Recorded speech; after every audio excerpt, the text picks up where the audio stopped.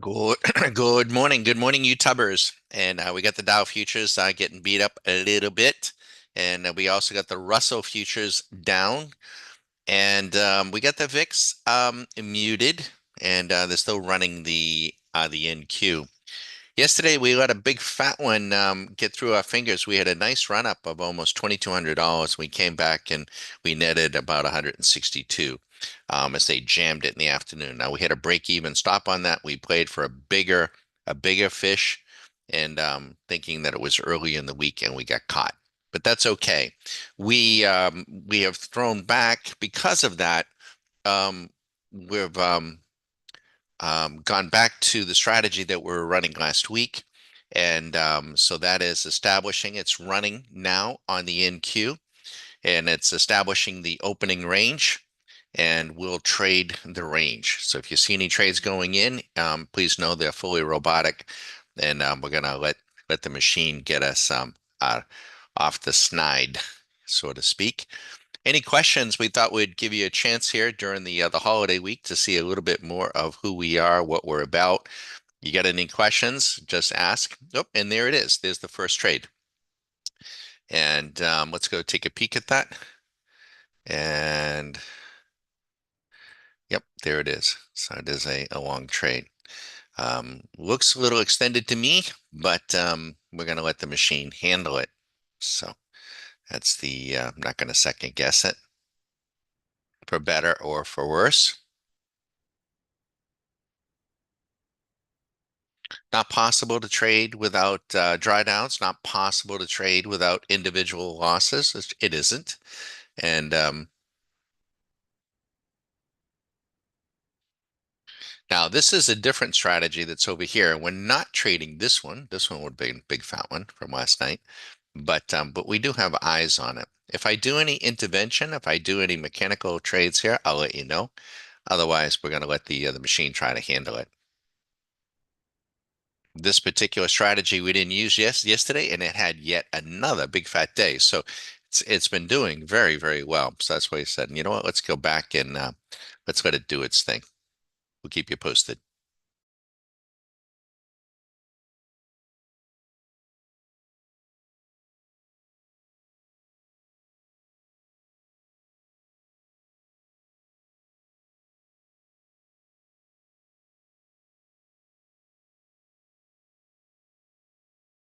Remind everyone, if you're trying to get the best view on YouTube, they now have, I believe, a 1080p, at least ours does, a 1080p setting. So you'll get a much better definition.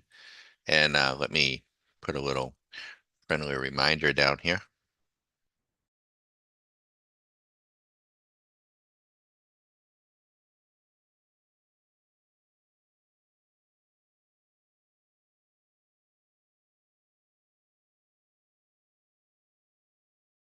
Okay, so I'm going to put a little note down here. And now I could intervene, right? I could run up there and grab that 200 bucks. I'm not. Be sure to visit website to learn more. In fact, I'm going to need to take Ted for his morning ritual, and I'll be okay. Susie's nearby. As long as our electric stays on, we should be fine. So I'll be back in about 15, 20 minutes, and the machine will have this trade for better or for worse.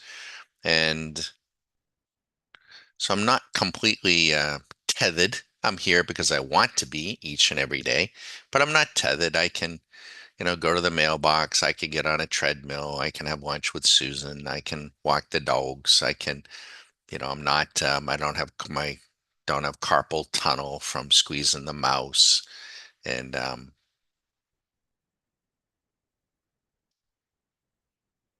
now my instincts tell me, my instincts, but I'm gonna not, but my instincts, I'm watching this Russell and and that VIX.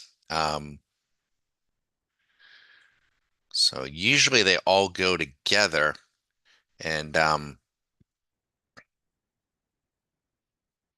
keep an eye on that VIX. If that VIX goes long, then, I would probably much rather be on the short side, but I'm going to let the machine handle it. You can see where crypto Bitcoin is 7% off of its high. 7%. It's a pretty good haircut there.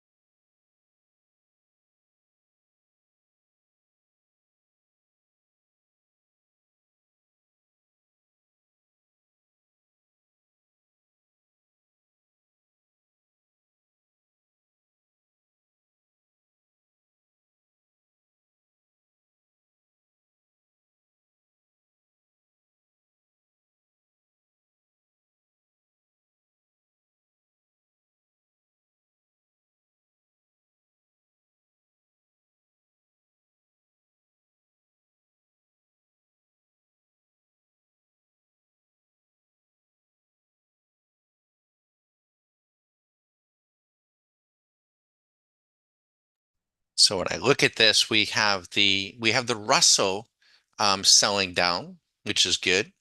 We have the Dow, which is, I don't put a whole lot of importance to the Dow. Um, we have the S&P trying to turn down now, so that is relevant. And a lot of times mostly they all go together. And we have the 1 minute NQ trying to turn down. So I think we're a little bit early. We're at the high end of yesterday's range, the high end of this morning's range. So if we get it wrong, we know where to come out. It'll cost us a little bit, but we got a little wood in the trade from the earlier profit that the machine put in. And what we would like to see is we would like to see that VIX, and that VIX is dead as a doornail. Look at that damn thing. Nothing, nothing. We need that bitch to come up. We'll see.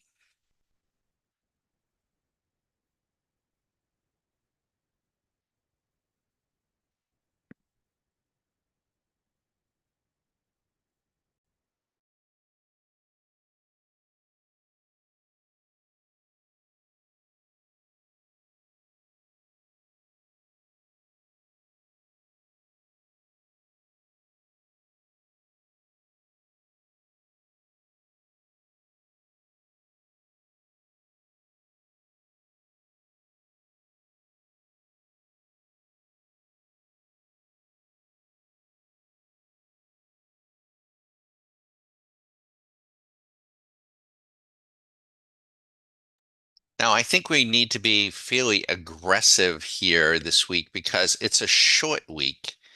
And, tomorrow will be next to nothing. Today could be next to nothing in terms of volume. And then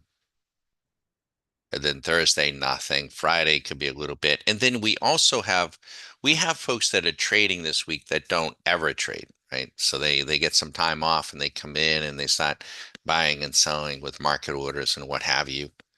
Um, so we're going to be, we have to throttle back our expectations for the week. Basically, let's just hopefully be profitable and have a decent profit factor. But, this isn't really a full week. It's a holiday week. We did let a big fat one get away from us yesterday. Um, and we will do that. I will do that on occasion, especially early in the week. And what do I mean by that is we had the program put us into a nice big fat trade. It was this program over here. And we had a run up of 1,000, 1,500. I think it got as high as 2,200, 2,400. And what I did do is I turned the strategy off. I set, in essence, a break even that it would guarantee us about 160 bucks, and I let it go. And I will do that sort of thing at the beginning of a week, at the beginning of a day, when I think that the markets are on a daily basis are really extended one way or the other. And then I'll just say, you know what, I'm going to let it run itself out. Well, it did run itself out. She came back and we saw much of it. I'm like, I'm going to leave it alone. And then in the afternoon, they squeezed it back and took those profits away. And so, we sometimes, we will, I will, let me put it this way. I will do that. Susan won't do that. No. But you're probably never going to have to say never, but not likely to have a run up of 2,200 or 2,400 on a single contract because she's not going to let them. She fishes with a tight rein on these.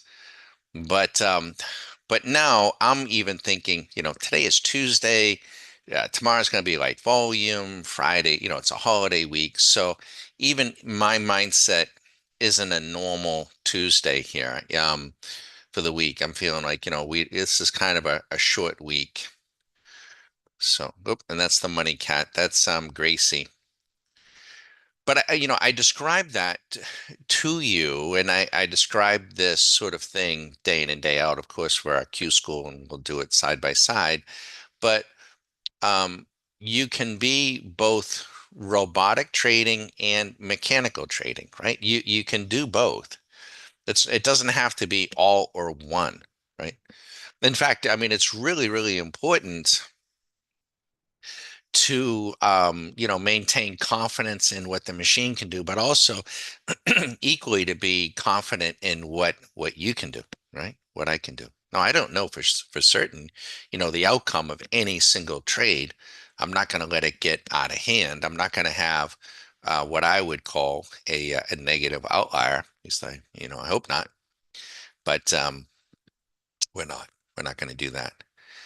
But in terms of swing machine, what I don't see, what I need to see if this trade is going to really get going for me, is I really need to see this VIX coming up. I need to see some green boxes in here on the radar, and I don't.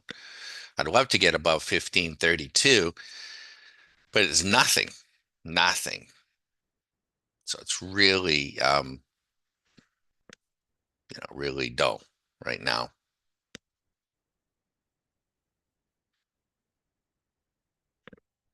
The first trade of today, so what put us up, so yesterday we closed up 160 some odd dollars, right? But it felt kind of like a heavy day because we let that other trade get away from us. Um, Today, what I did was this morning, because of that, the strategy that we ran last night, not last night, last week was called SMC opening T-ball, and it was set up with special. And you may have seen the video on that. It also performed yet really well again yesterday. I wasn't running it, probably should have. So this morning I said, you know what? I'm going to turn that strategy back on and see if it can put us ahead here. And it did. It picked off a really nice trade there, and that's what put that money in the account. So, um, but now I am choosing to put that strategy into what we call confirmation mode, where I can still see it. It won't put trades in automatically. It will do what we call, it'll give us a pop-up, and I can either choose to put the trade in, ignore the trade. I can go any number of places, and it will supersede my screen. Even if I'm on Google or something, it'll pop up and I can see it. But I'm also going to be influenced by this strategy over here. And you can see it had a lot of little chops here, but it is in the short mode, and so I am going to be influenced by this, and I am influenced by swing machine. So we want to see this thing crater out, but I need the VIX on the 5 minute. I need to see some green here if we're going to get this trade off, and we're not getting it yet. So we'll see. You're welcome. Any questions you might have, or if you want us to take a peek at anything, let us know. But I might want to take a real quick peek. Let's see what's going on with interest rates. Let's come back over here. I want to look at now the skew is like outrageously high last night. In fact, the skew is the highest that we've ever seen. So we got 90-day interest rates. They're down a little bit. We get them rise on the back end though. This is really going to be a problem for Trump. He's gonna want the Fed head. Um, he's gonna want to try to manage his way out of this. I don't think it's possible, but we'll see. Let's put this back. There we go.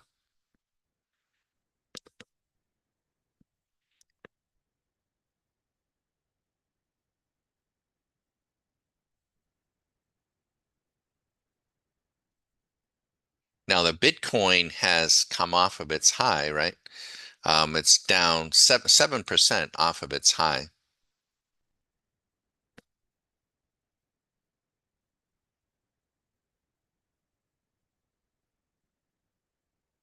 Okay, so we're getting just a little hint. See this one right here on the VIX? Just a little hint.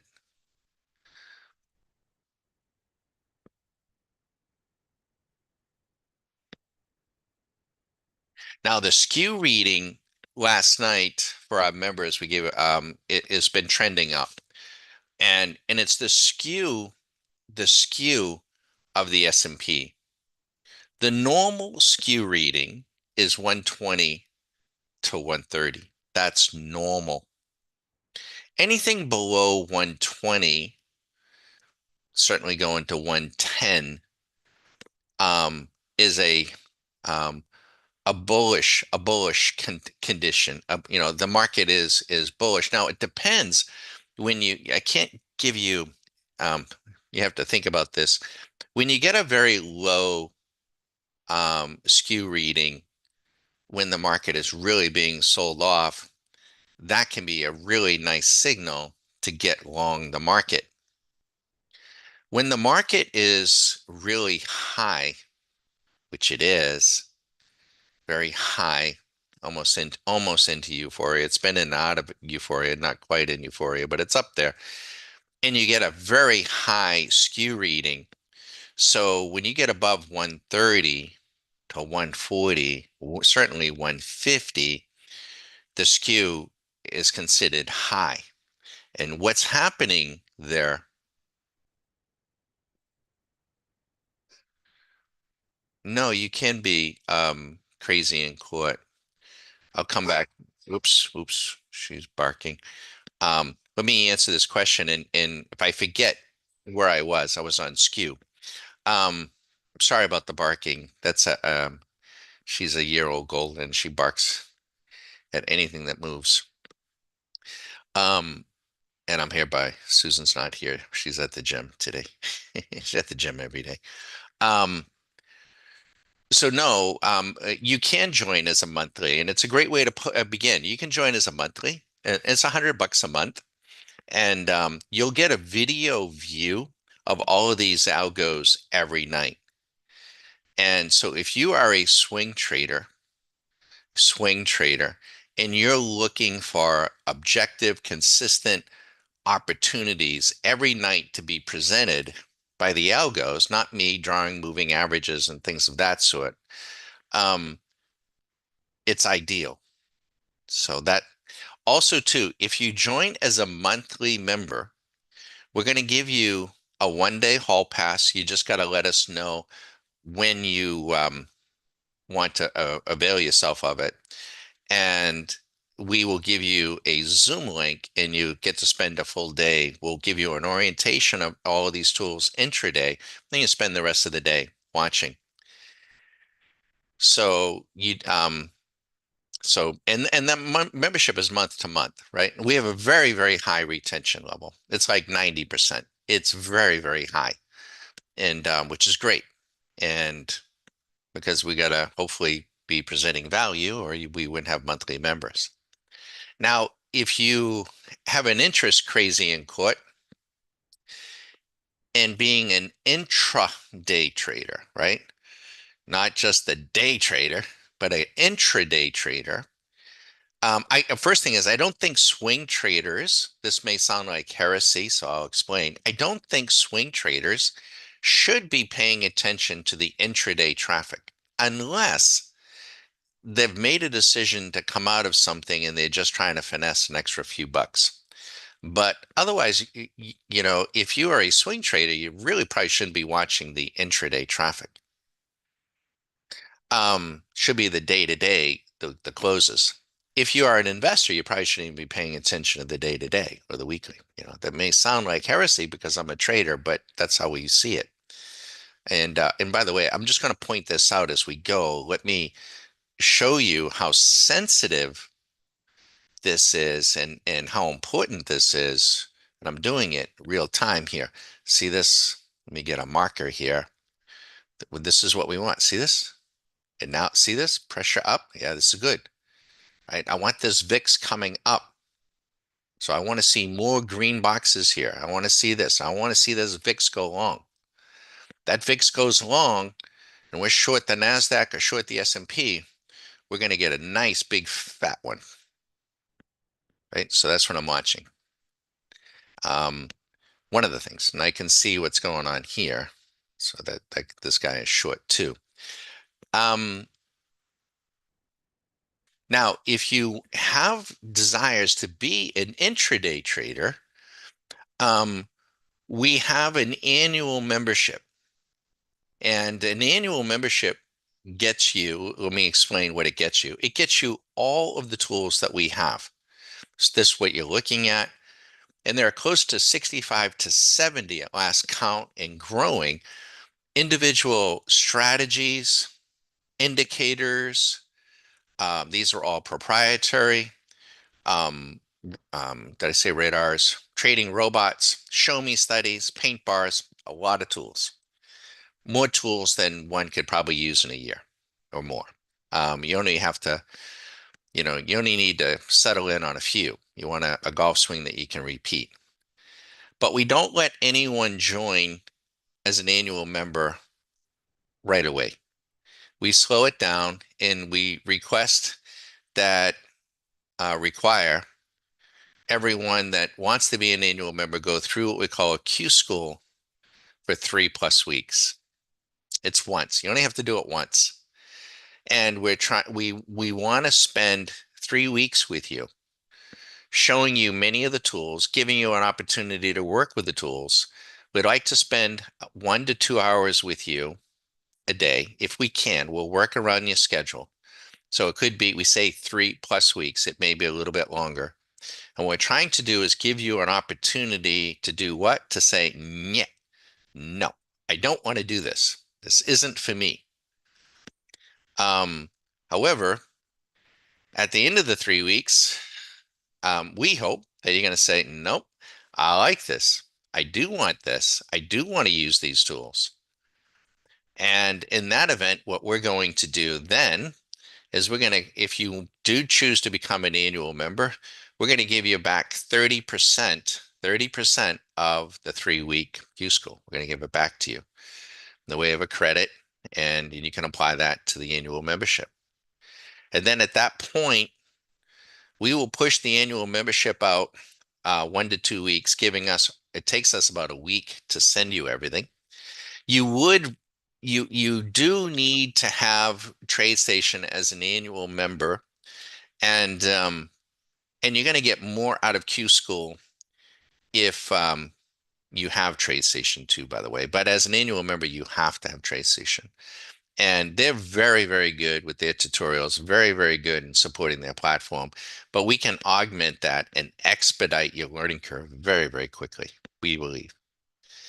Um, so that's the way we do it. And does it slow it down? Yes, because we'll have folks that will say, Don, you would have a lot more members if you didn't require that damn Q school. You would, go a lot faster. Yeah, that probably be the case. Um, but we're not doing it for that reason. We want you to be successful. We really do. So we're deliberately slowing it down. We're slowing you down. And in fact, during the Q school, we're always talking about, slow the trading down, even though we're trading intraday, slow it down. And so I hope that makes sense. But we're trying to give folks an opportunity. And by the way, thinking positively for the second year, third year, through up to the fifth year, you don't have to do the Q school again, and we will give you 1 month free for your first year. Let's say it's year number 2. We'll give you 1 month free for your first year and 1 month free for your forward year. So when you get to your fifth year, you're going to get 6 months free, which reduces the effective cost of the membership in half. And by the way, when you join, we never increase the prices on you. So you have a fixed rate. The idea behind that is probably an anathema to any other business, but I like it. It works for us. Is let's hold everyone's costs fixed. Let's increase the value as we go because we're going to be adding things and hold everybody's cost fixed to reducing the cost. So then we're increasing the value, reducing the cost, and it works. It works. It's the way I would like a lot of things to go. It doesn't, but it does here. And And so that's why we grow. We do very, very little advertising. We've done a little, well, we do these YouTube sessions, but we don't really have a formal advertising. And we're growing. We've been doing this for years now, but we limit the growth every year because it is well, it's very individual. To take on 3 weeks, we can only do so many folks. So we limit the licenses every year. And we're growing at about 40 to 50% a year. It's crazy. It's absolutely crazy. Because when I think, how we started, I didn't know if anybody was gonna, you know, visit us. We used to have on YouTube in the beginning, we would have just a couple of hundred visitors. And I know compared to other things, it's nothing, but we would just have like a couple of hundred visitors to our YouTube channel a month. Now it's 7 to 10,000. Well, for us, which is huge. I mean, that's huge for us. I mean, we're not, bag is not showing cleavage or anything. Here we got another one. These are synthetic, so we can tell without even looking at a chart that the VIX is doing what? The VIX is trying to move up. And let's see here. What did we? You have to manually exit. No, we're not gonna. Okay. And that's what we want because I'm short, right? I want that VIX headed up. Now, this is the VIX on the S&P, but because the S&P and the Nasdaq work together, there is a VIX for the Nasdaq too. This is a VIX for, I think, for the Dow, the Russell. There's a VIX for gold. There's a VIX for oil, and we just don't have enough room on this one view. You might want to turn on um, your high definition. So we want this VIX moving this way, and we obviously want this 5-minute VIX to go long. We do that, we're going to have a big fat winner.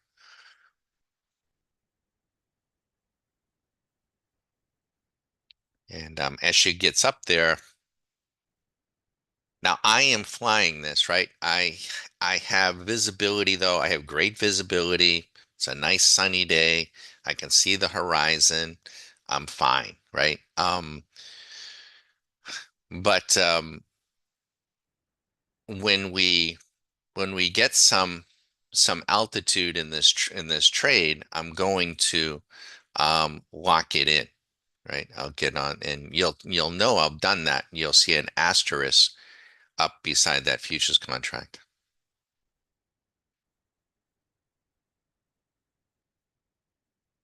Now, I just want to mention to everybody the CME, which is the Chicago Mercantile Exchange, which is where futures contracts, that's where they're all traded out of Chicago.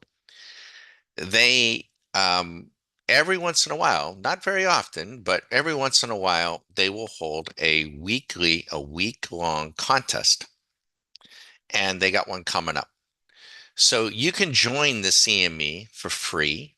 You can go to their site and join for free, which I recommend everyone do because it's free and they have some educational support. And I think it's just a good idea. Anyways, the contest starts on December 8th, which is um, 2 weeks away. It'll start on a Sunday night at 6 and it'll go to Friday at 1.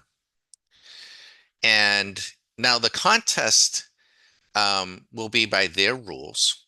They'll give you so much money. They give you own certain markets can be traded. It really can't be rigged. Everyone is on the same, starting place. Um, and now what is a little different from what we do, we share this with everybody. And I understand from their point what they're trying to do, but they will give a reward or an award, a minimal amount of money. I think it's like $2,500 for first place, then 1,000, then like 500 for the top three um, parties. I say parties because I think sometimes there are teams of people. You have to place the trades though on their site, and it's real time, so it can't be rigged and that way, or otherwise I wouldn't participate.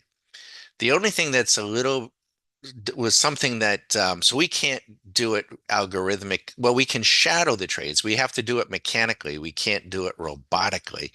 So it's a little bit more labor intensive, and their site is their ordering is a little clunky. It's like 2 or 3 steps to get a trade in. Um, what I don't like about it is you have to, in order to try to win the thing, which is what we're going to be trying to do, is you have to use maximum leverage, which is not what we're doing day in and day out, right? We're not. We use leverage, but we use it responsibly, proportionately, and minimally.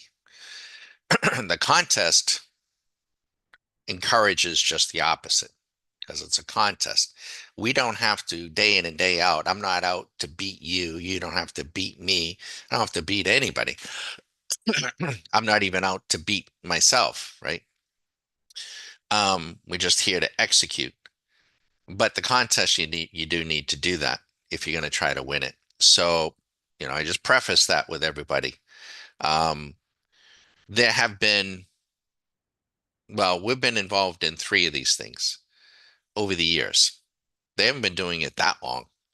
The first one had 1,400 candidates or 1,400 registrants. And I told all of our members what we're doing, just as we're going to do it here. And I said, if we are in the top 10 on Thursday, I will stay up overnight and try to win the thing on Friday. And everyone's probably like, yeah, okay, Don. Well, on that first one on Thursday, we were number 10. And we got a little close, but when it was all said and done, we finished number 20 out of 1,400. The second one had about 2,000, if I haven't confused these. There were three. It's on our website. Um, there were 2,000 registrants, and we didn't get in the top 10 by that last day. And so we were like 50 or 60, and I think that's where we finished. And the reason I didn't stay up overnight is if we're 50 or 60 out, still respectable, but we can't win. It's they're too good. They're really, they were too far ahead. The third time though, um, I think it was the last one, we we were at 10 or less. And at 5 in the morning on that Friday, we were number 2. And we just simply, we didn't get it done. We finished number 7. That was out of 2,400. So we're going to be doing it again. They're very, very good. I'm probably guessing there'll be 3,000 registrants. It keeps growing. And we're trying to win it. So we'll see. We'll keep you posted. But you can register too for free and give it a go. Now we'll apply, but we have to do it mechanically. So we'll see. And if you're following anyone or paying for their services, ask them to join. And if they blow it off, you might want to give some thought to that. I mean, we're not going to blow it off. I mean, we're going to try. We're going to do the best we can.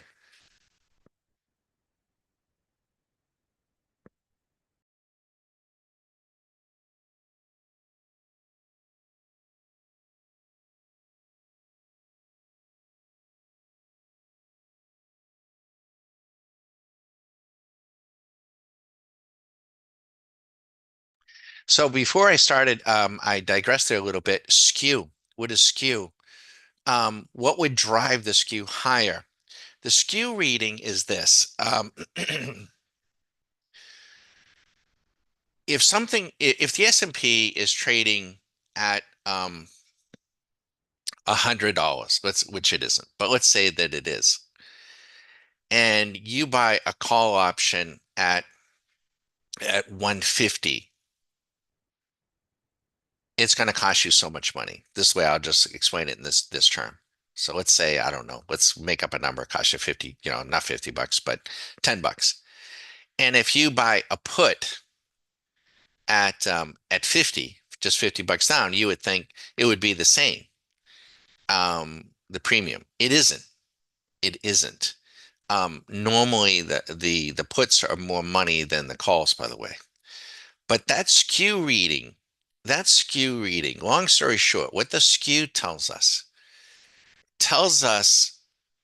what the big money, the billionaires, the big hedge funds, it tells us what they're doing with their underlying shares.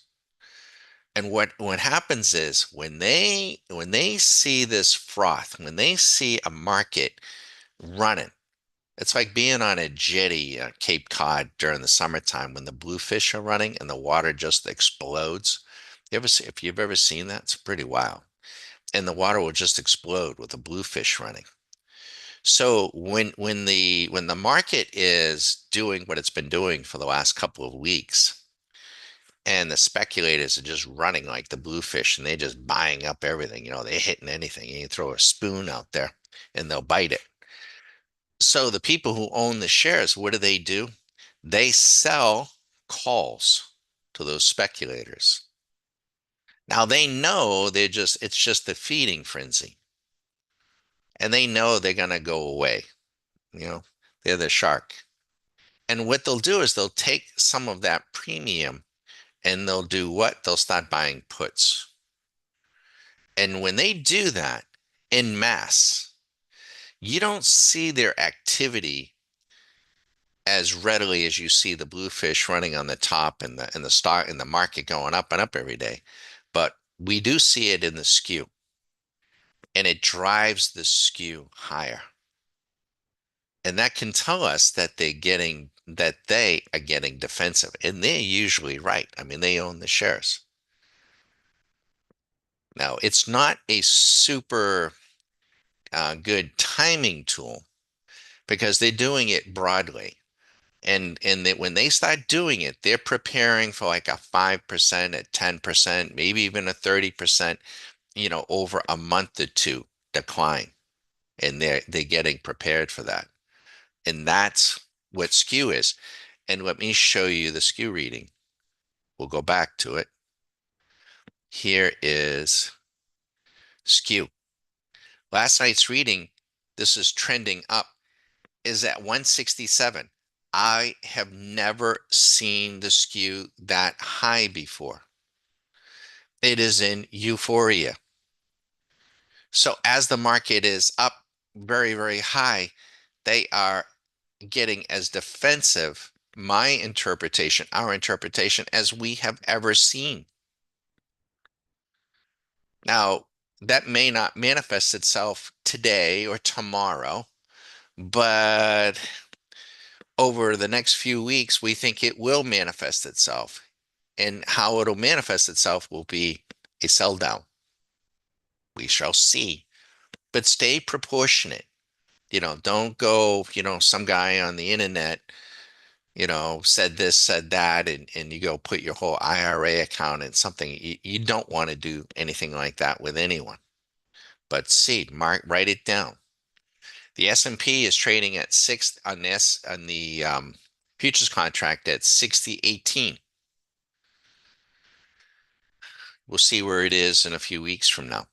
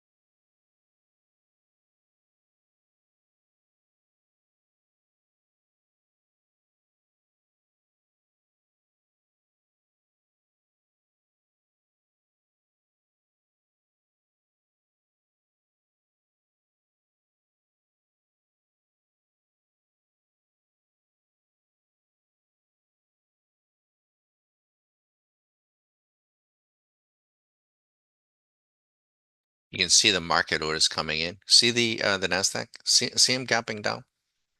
The market their market orders to sell. You can see it just in the price action.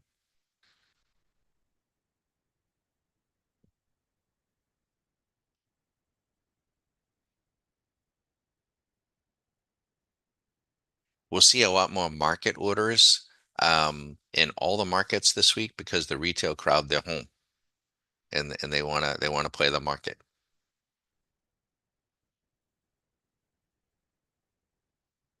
They'll let them in, they just won't let them out.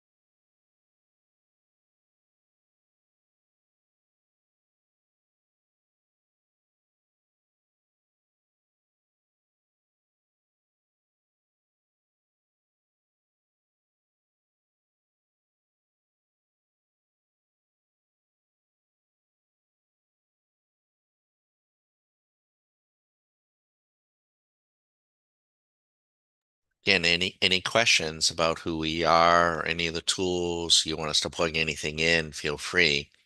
If you are, new to the trading environment, the temptation is, which is where everyone starts, is anyone and everyone can open up a brokerage account, can get in the game, and you learn to buy and sell buttons and buy and sell based on the money. If you're doing that, have a good time. I hope you do okay. I hope you make a couple of bucks, and I hope you're smart enough to make that money and go do something else with it, and also something else with your time. Because if you continue to do that, you're going to lose a lot of money. Um, it just, it would be like going, there are professional handicappers, that go to the dog tracks or the horse tracks. And, if you think you're going to beat a professional handicapper, that can do that sort of thing, and I'm not a handicapper, I don't gamble, but which may seem odd, right? I don't. Um, but if you think you're going to do that, let me know how that works out. The reason why this isn't gambling is this is not a game of chance. When you go to the casino, the games are predefined. The leverage is predefined. You go to a $2 table, you go to a $5 table, but it's predefined. The odds are predefined. The probabilities are all predefined, and there's always an edge to the house. Here, you get to define the leverage, you get to define the approach, and you get to define the edge. Now, if you don't want to learn and don't want to bother with that, then then you don't. And you will turn it into a game of chance and an emotional bet on the money, and it will run its course and not be probably a good outcome. And they bet on you, the Wall Streeters bet on you doing that. Um, we're going to make an investment with you. We're going to spend 3+ weeks with you so that every day we get to peel back the onion and also to answer your questions every single day. And what I say to everyone is I'm going to answer the questions. Okay, and that just locked up there. Do you see that? That I don't like. Okay, so we got quite a bit on our machine here.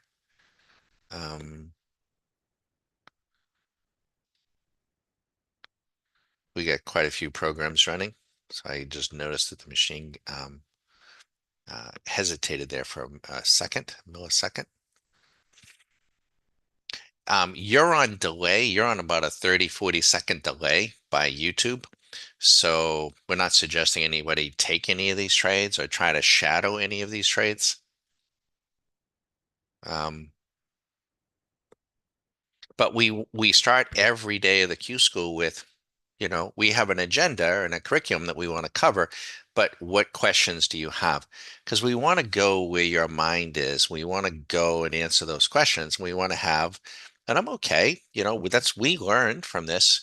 You bring in your experiences and say, well, wait a minute, Don, you know, I I saw this, I saw that, I'm struggling with this, I'm struggling with that, and we want to give you that chance to do that, you know. Um, and see things play out. Um, and we will also now we trade futures intraday, but we also trade options, right? Options. And I can give you, for instance, we have two gentlemen, the most recent coming through their Q schools, going to maintain their privacy. Just first name, Darian and Scott. And it was before the election. It was the Monday before. And I asked Scott, I said, Scott, what do you think? He said, I don't know, and he was from one of the swing states. I'll leave it at that. He said, I don't know. I don't know what's going to happen. I said, okay. I said, well, I'm inclined to think that whoever gets elected, that will probably see a little bounce in the market. And by the way, where were we on the S&P? We were right here. We were right here that day. This is, see, that's November 4th. We're right here. And I said, I think there's going to be a relief rally no matter who wins. And he goes, yeah, I kind of think so too. Now, I didn't think that it was going to go back up to the old high. I certainly didn't think it was going to, do that. And of course, that's what we've done since, right? But I said, maybe we should go to our option tool. And we went to the option club selector and we looked for stocks that were in panic sell. And we had one. Oddly enough, it was maybe coming out of panic sell, but it was like right in here. And we went down and we looked at the stocks, and it was Tesla. Tesla. And I immediately went to it. I said, Tesla has really been hammered here. Um, if Orange Man bad, joking, but if Orange Man wins, that might be a good day for Tesla. Might be. He's attached to the hip with them. So maybe we should, and the machine had even suggested buying a call because the implied vol was really low on Tesla. Said, so why don't we go and we buy a um, a call contract for 10 days? There's going to be a hit. The call contract on Tesla on that Monday was $680. On Friday, that call option was $5,000 if you closed it, 5 grand. So it was a combination, we had the technicals, we had our tools, and we applied a little market knowledge, a little savvy, and get a nice big fat one. You're going to get those. But more often than not, we're, not going after a narrative. We're not. That one happened to have a narrative. I mean, it was an event that we knew that was coming. We all knew it was coming. And when we put the S&P, I'm going to show you, I'm going to put the S&P on a daily basis, though, to show you where we are. We're only at 60. Only at 60. And let's put the VIX here on a daily. And the VIX is at 40. So what that tells us is the market is in the middle of its range and it's proportionate. There's just not a lot of concern, nor is there a tremendous amount of enthusiasm here right now. So we're jammed in the middle. Now, intraday is intraday. But excuse me, but from a daily standpoint, if you are trying to short this market right now, um, you may wind, depending upon what you do, if you're buying a put, it's probably going to just decay on you. Um, what you might want to do, if you wanted to short is to sell a call credit spread and go up on the delta. What we would like to see, and we've got, you'll get a number of these. What we want to see is the S&P up in here in euphoria. And ideally see the VIX down here. That's when we get a big, big fat trade. It isn't there, even though it's a daily, it isn't there very long. Because we're not the only ones looking for it. And it will, and what do we want to do? That's when we want to sell or short the market if we get there. we may not get there. That's the always the issue. You can wait and wait, may not get there. But that's when you want to come in. Equally, just using this tool for a moment. This is on a daily basis. When the market is here and the VIX is here, what do we want to do? We want to buy in a big, big way. So the S&P swing machine, now it's doing a number of things here. This program is 800 lines of code, right? So, but on a daily basis, it went long 55 days ago at 56.21 at 5 p.m. and not on election day, but that was back on September 11th. And if you had, bought a call option, or, you had gone in with one mini contract, yeah, you're up 20 grand, not seven. The 7% return is the difference between the entry price and where it's trading at. But because it's leverage, it's 20,000. So 7% move, that's sweet, right? If you did it with a micro, you're up 2,000. If you did it with 10 minis, you're up 200,000. Understand though, if you are new to trading, the likelihood that you're going to get 20,000 is the likelihood that I'm going to get 200,000, because I'm going to be okay with it. But if I put 10 minis on, which I'm capable of doing, and it goes up 100,000, 150, guess who's going to be knocking on my door? My risk manager, Susie Q. I mean, because when you get to that, a significant sum. I mean, that's not insignificant, but so if you are increasing your margin, um, beyond what you're capable of handling, you're gonna have a hard way. You're gonna have a hard way to go. And it's kind of like you could be, I'll go back to the skiing because it's winter time. Although we don't ski anymore because I don't want to blow out an ACL because we just don't ski enough.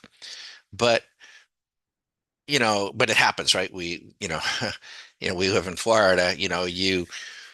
We can ski, but not where we can go out and ski black diamonds, right? Looks like fun. Looks like it would be a great time, but if you don't have your ski legs, you don't have your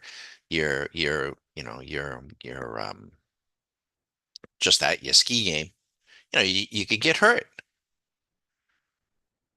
And same thing with trading. You have a few successful trades and you decide, you know what, I'm gonna, the hell with this guy. I'm gonna leverage up and I'm gonna get it all done in a couple of days. Um, and suddenly, you're under water an amount that is grabbing your attention and or grabbing the margin clerk, and you could be in trouble. Right. So we don't teach and promote anything of the kind. You want to trade. For us, is a process to this, and there's a proportionality to this. We have to talk that through. We have to hammer it out, and we will spend whatever amount of time that is during Q school to hammer that out, and why this works if you can learn and apply it. Now you can learn it, but you do have to apply it and execute it. You just do. Um, I have an automobile like we all do, right? We remember when we first started driving the car, we were excited, threw in the 8-track. Yes, I had an 8-track in the car, put the windows down, drove down to Lynn Beach, Nahant Beach, and look at me, and look at my car and I got the music playing loud and boy, I felt 10 feet tall. Um, Probably drove the car faster than I should have. It was a Chevy, 8 cylinders. Do you know an 8 cylinder Chevy? If you want one today, a Chevy Impala, I think it's like a collector's item now. It's like $80,000. Isn't that crazy? And but later today, I'll have to make that day. It seems like a daily trip to Lowe's, and I'll get in the car and I'll drive to Lowe's and I'll come back and I don't put the you know, the, the windows down. I don't play the music really loud. I don't drive really fast. I probably don't even remember which way I went, right? It's just nothing. You just get in the car and you just drive. You just get from place to place. The point being is that in time, if you're doing this day in and day out, it's going to be routine. It's going to be boring, and that is a good thing. And we're going to help you get there. You want to get there. If you are getting some sort of dopamine rush, and you know it, you know it. If you're getting a dopamine rush on every single trade or on every single up day or every single up week, I mean, you can feel good about what you're doing. I'm not saying you have to feel bad, but if you're getting a dopamine rush and and skiing over your ski levels, over your skis, driving too fast, going diving without getting certified or letting your certification lapse, um, you could get hurt and probably will get hurt. And it will hurt because trading in the markets, it may not kill you, but boy, it will take money out of your pocket and it hurts. It hurts. We've been doing this a long time, not 6 months, 6 years. We're doing this a long time. I did that. Okay, we tell the lessons in Q school. I tell you the mistakes that I made. I made a lot of mistakes years ago. I don't want to repeat them. I don't want you to make them. They're painful, very painful. In the markets, I'm very humbled by them and very respectful of them. Um, they can do things that, let me put this back up. Here we go. They can do things that can surprise you. They have done things that even years later that I did not know that they could do. I got to put this back, by the way. We put it on a daily, but this daily signal is a beautiful way to go. Um, and we'll just look at the daily on the NQ. It's going to be roughly about the same time. That was 51 days ago, right? Just 51. So if you had put a mini contract on the S&P at 5620 back on September 11th, and then followed up another one on the NQ on September 17th, yep, you'd have 45,000 bucks.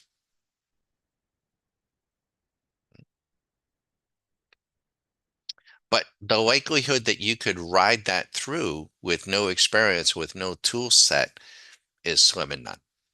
You would have been, riding emotionally. Um, we'll put them back. So we're trading intraday. So we're dealing with some smaller time frames, and I'll put this back to a 1 minute. Now you can set this down to a tick level. You can set this if it's on your desktop. We're going to explain to you. We may not be able to show you the 800 lines of code, but we can spend quite a bit of time explaining to you how to trade Swing Machine and how to interpret it, and we do keep it ever present in front of everything that we're doing. Let me put this back. There we go.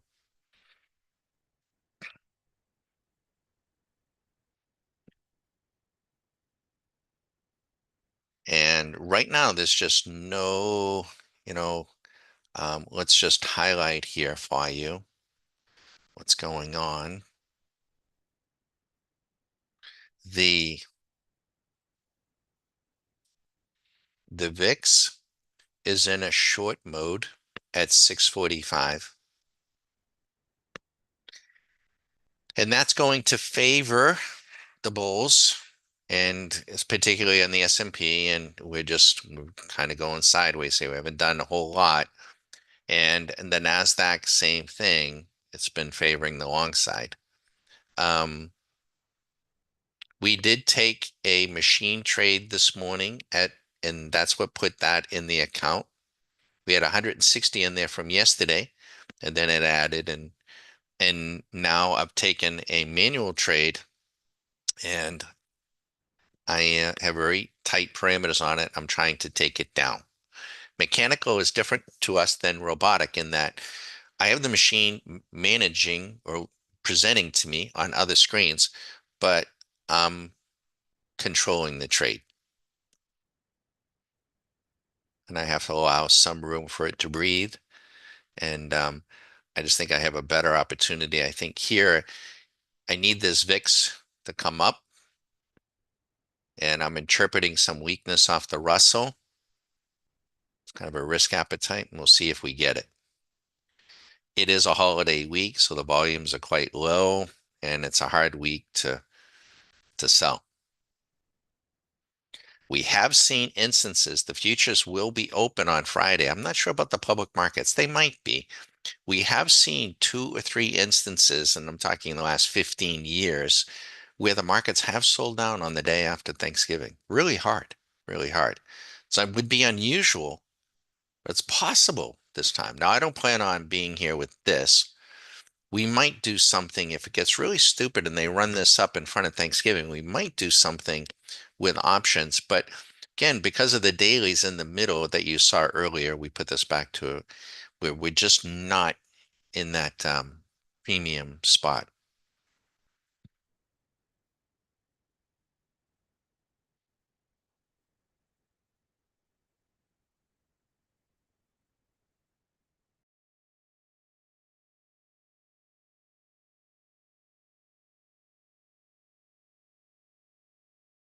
We have other tools to measure. Let me just share with you. Here is the VIX. Let's see the VIX, risk on.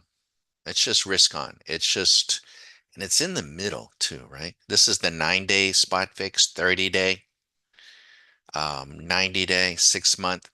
The 30-day is at 14. That is low. It can go lower, but this is what gives me. Please write this down. All right, write it down. I am concerned because we do have a on the 30-day VIX, we're at 14, and it's trending down, right? It's trending down. It's very complacent. So let me write this number down, and you just make a note on this. But this is what's giving me, and I'm trying to also make a case with Susan on this. The VIX, this is the VIX, is at 14. And that would be bullish. Could be an interpretation at 14. Normal range on the VIX is 18 to 22, folks. That's normal. The skew, though, this is on the S&P. I'm going to paint this red. Last night comes in at 167. I've never seen it that high. That's the highest I've ever seen it. Now, normal range on the skew, normal is 120 to 130.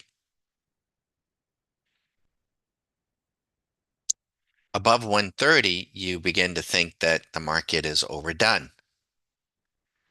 We're at 167. What drives the skew up? The big money, the Warren Buffetts of the world, right? The big money. They're the ones who own the shares. When the VIX is really low, that's the bluefish feeding, off the jetty of Cape Cod. They are in a feeding frenzy. You're going to probably hear about it over Thanksgiving. Your favorite brother-in-law is going to tell you how rich he is and how much Bitcoin he's got and yada yada yada and how rich, that's what they're doing. But the smart money, the big money, what are they doing? In order to drive the skew up, they've got to sell calls because they own the shares. They sell calls to this group and they buy puts because they're defensive, because they know it's a feeding frenzy and it will deplete. Now, what we don't know is where are they buying the puts and for how long? Is it for a few weeks? Is it for a few months? Is it 5% down, 10% down?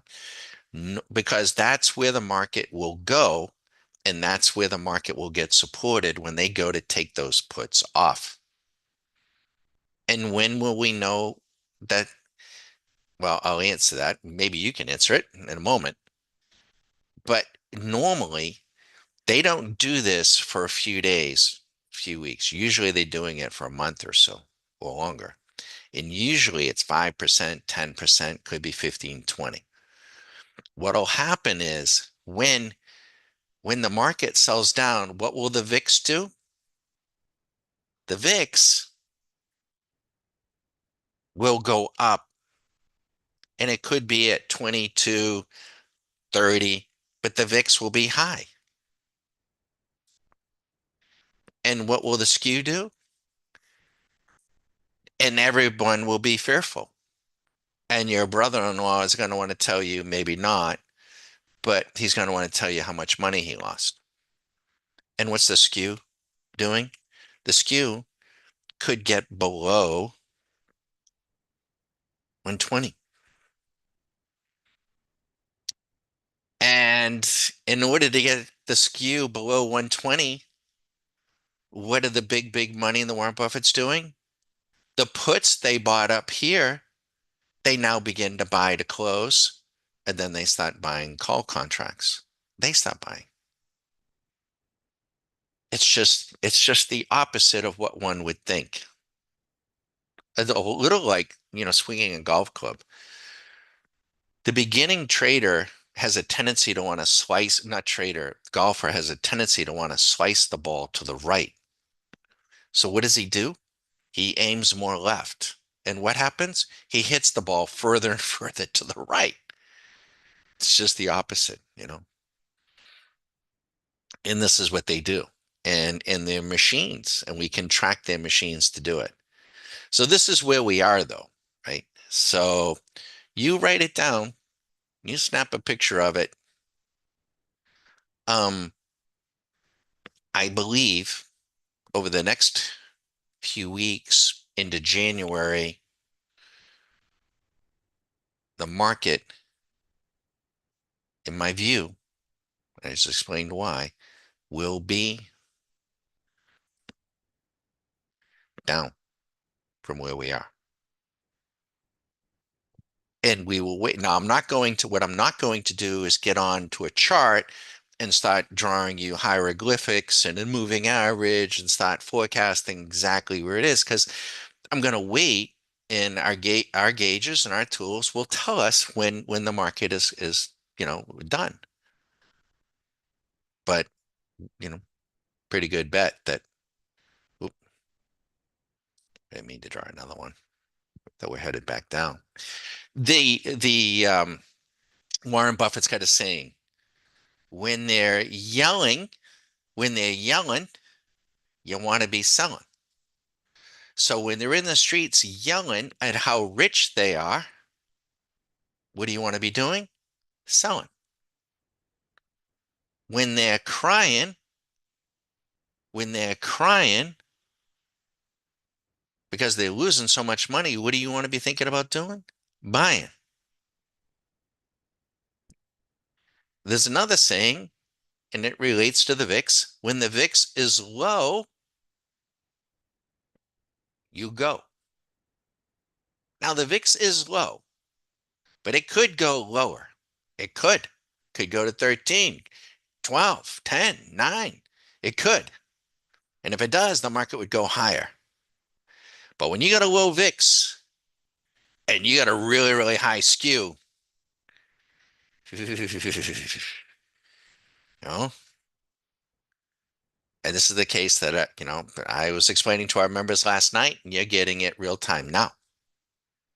And I'm telling Susie, sharing with Susie, start shopping on that S&P and that NASDAQ for me, for us. And give us plenty of time. We're going to use options. We're going to go out 45, 50, at least 35 to 45, but maybe a little bit further. We want to hit the side of the barn. It's an explosive combination.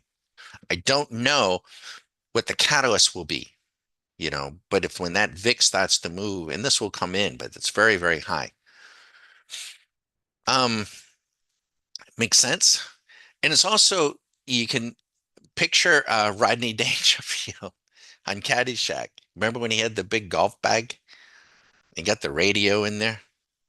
They're buying, they're buying, they're buying. Where he's talking to his broker. Then I'm selling, I'm selling. They're selling, I'm selling. Then I'm buying, I'm buying. A lot of truth to that. It's just that these types of extremes, they don't happen. And I've just described this to you. This may not be here tomorrow. It may not be here in a week. And you may have to wait months for it to get there ever again. Or it might be on the reverse.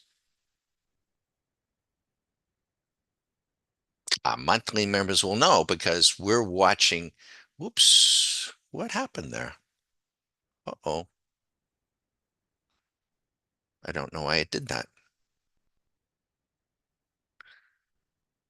Uh-oh. My computer just did something it didn't like. What happened there? That was weird.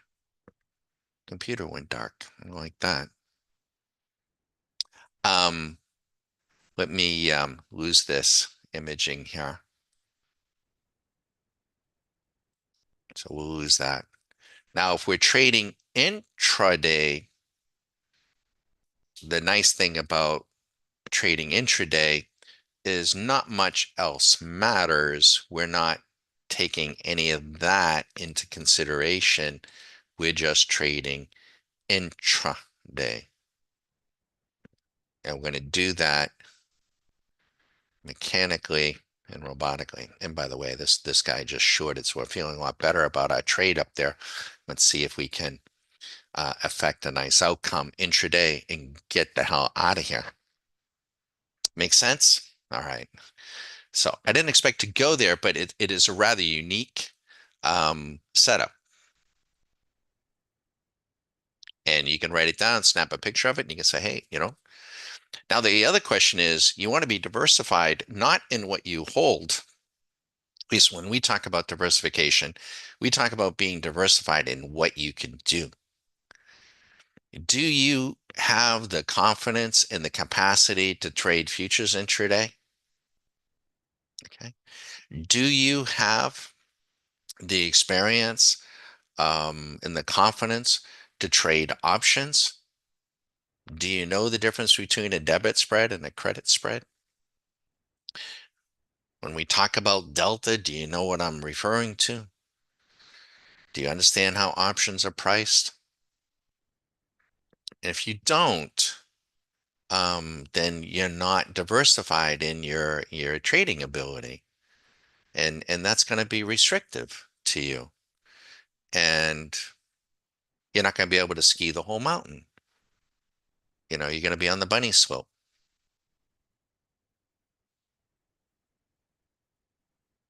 sort of speak, or you're going to be, on the ladies' tee. Nothing wrong with being on the ladies' tee. ladies. They can play really, really good golf. But if you want to play, the course, you want to be diversified in what you can do. Because there are going to be times when you have a situation like this that you just don't want to be like, oh, I'm just going to go get a put for like 2 days. That's probably not going to work. But you put on a call credit spread here for 35, 45 days, on the S&P, probably going to work out just fine. Probably, right? Probably. We will cover this and at least peel it back for you during your Q school. We will, and this is what we want to do. Hopefully it's something you want to do.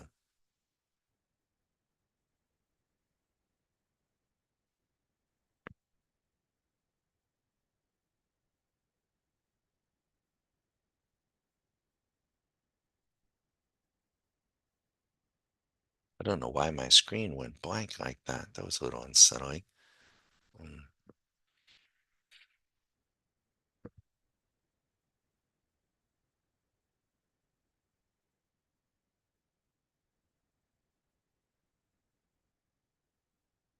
Now, this strategy that put us in the earlier, I just want to give you some numbers here. We did last week we traded it very well. We traded it from Monday through Thursday. She did $7,000, just under. She had a profit factor of 2.74. We made a video of it, and a winning percentage of like 70%. This week we opted to do something a little different yesterday. Didn't We did it mechanically. We didn't trade the program, but this morning we traded the program just once. But what you might want to know, so she's underwater today. If we had let it continue, she'd be underwater. Should be down 1755. So she didn't. And for the week, if we had stayed with it yesterday and today, she would have had 5 trades and should be down $730. So she's, kind of struggled here a little bit. We're to the good for the week, modest $800. We'll see if we can add to it with this trade here. I'm going to try to shadow this one. This is the one that we want. I think we're in good position. I need Swing Machine to confirm this. I need that VIX to come up, and it isn't, but we'll see.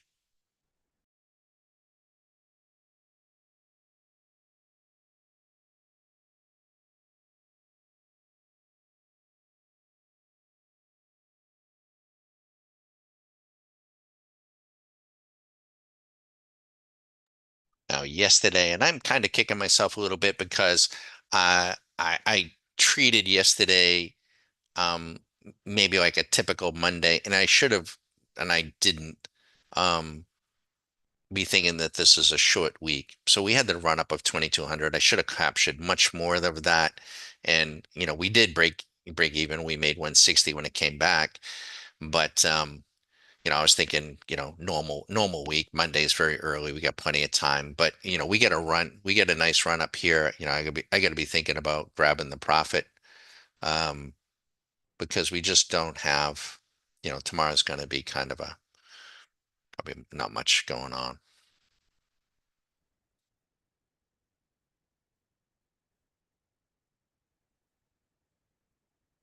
It used to be when I worked for someone else, I really looked forward to the holidays and the vacation time and the weekends.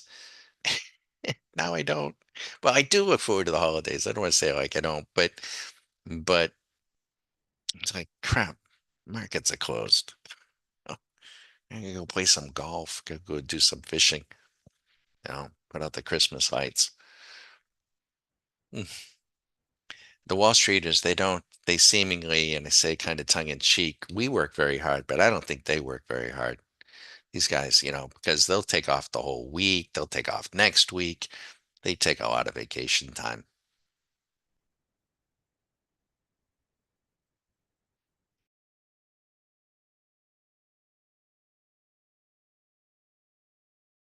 Let's go take a peek at the stocks. we'll go look at we have another tool, another radar that we call Pebble. This is very, very good. And this gives us all the signals today. All these signals at today, this is what is this? Constellation Brands. It generated a sell at 240. Let's see if we could have had that. Let's see. She may have gapped down. Looks like a gap down. No, she gapped down. Yeah, we couldn't have got that. We couldn't have got 240. So these are subject to gaps, but there are total, there's only 11 signals because this is a label row, but we're profitable in all. And this profit is based on a $10,000 amount of money. So that'd be 3.672. But you couldn't have got that because of the gap. This is a sell. What is this? This is a Legion. And that one you could have got at 142. And you'd be up 1.35% as an example. And this is a beautiful tool. And Broadcom is generating a buy signal. And that actually looks pretty good to me for a buy on Broadcom. Now, I don't know if they got earnings, probably not likely. But, what you do, once again, you could buy shares. If you buy 100 shares of Broadcom, though, it's going to be 16,500. That's quite a bit of money. You could buy a call. Your probability of profit is just 33% when you do that. But if you know how to sell put credit spreads, maybe you sell a put, a 160, 155 put credit spread, and the probability of making money is about 66%, and the probability of profit is going to be pretty high too. Now you're not going to make as much, but you're going to have a better outcome. But if none of that makes sense to you, then you're not as diversified in your ability that you need to be. You do. You just need to be. This is a sell on Humana. Yeah, it looks kind of interesting there a little bit.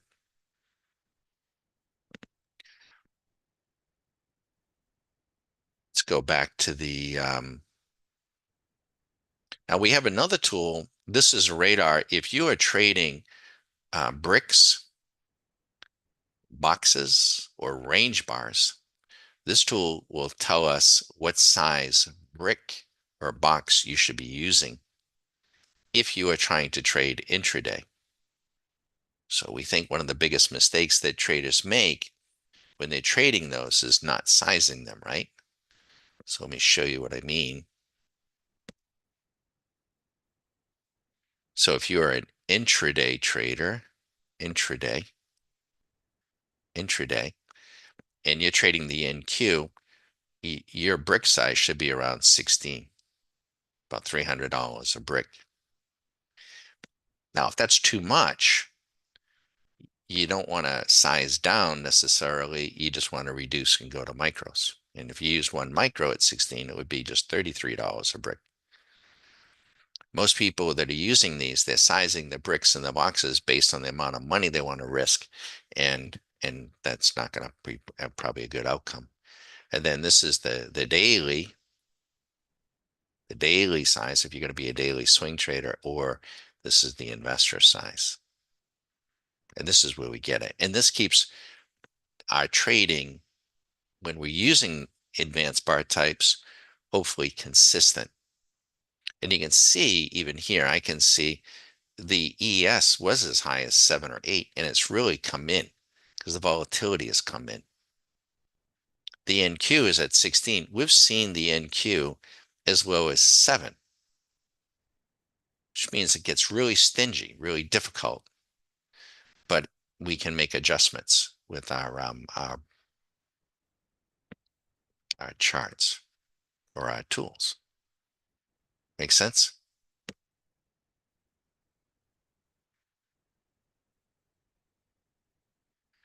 This is the options expected move. And you can see the SPY on a 1-day is expected to move about 1% on any given day right now, which is nice. 1%. Pretty good movement. And if we want to know what stocks are going to make the biggest move in a given day, we can just sort it right here off of this radar. And this is coming from the options formula itself. If we want to know 15 days out what stocks are going to make the biggest move, now this isn't directional, but it's telling us these are the stocks going to make the biggest move. Nvidia is here and expected to move 14%, 19 bucks. Could be up, could be down, could be a little of both, but that's gives us, maybe you want volatility, maybe you don't want volatility. Tesla is expected to move 10%, 35 bucks. Could be up, could be down. Depending upon what you're doing with your options, like I say, maybe you want volatility, maybe you don't want volatility. And the machine, this particular strategy, not strategy, radar, is options club selector for radar.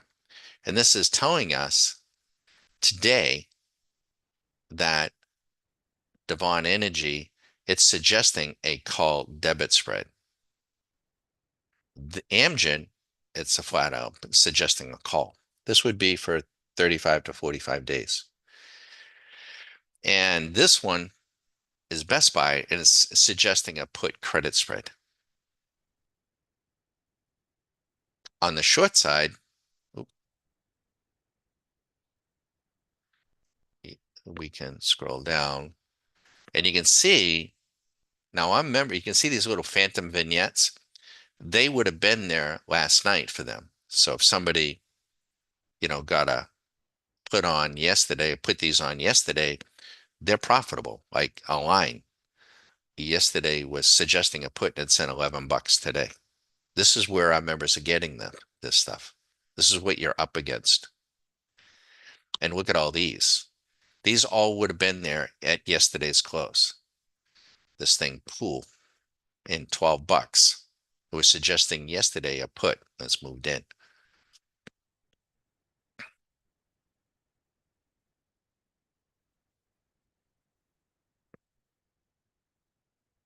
That's what you're up against. The mistake we think people make when it comes to options is they're going to charts. You're going to charts first.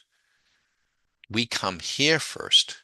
This tool grinds the option formula and gives us a probability map of what we want to be looking at.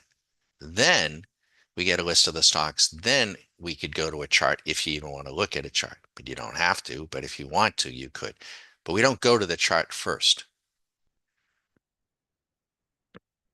Many, many very, very good option traders don't use charts at all. And I'm okay with that too. But we come here first.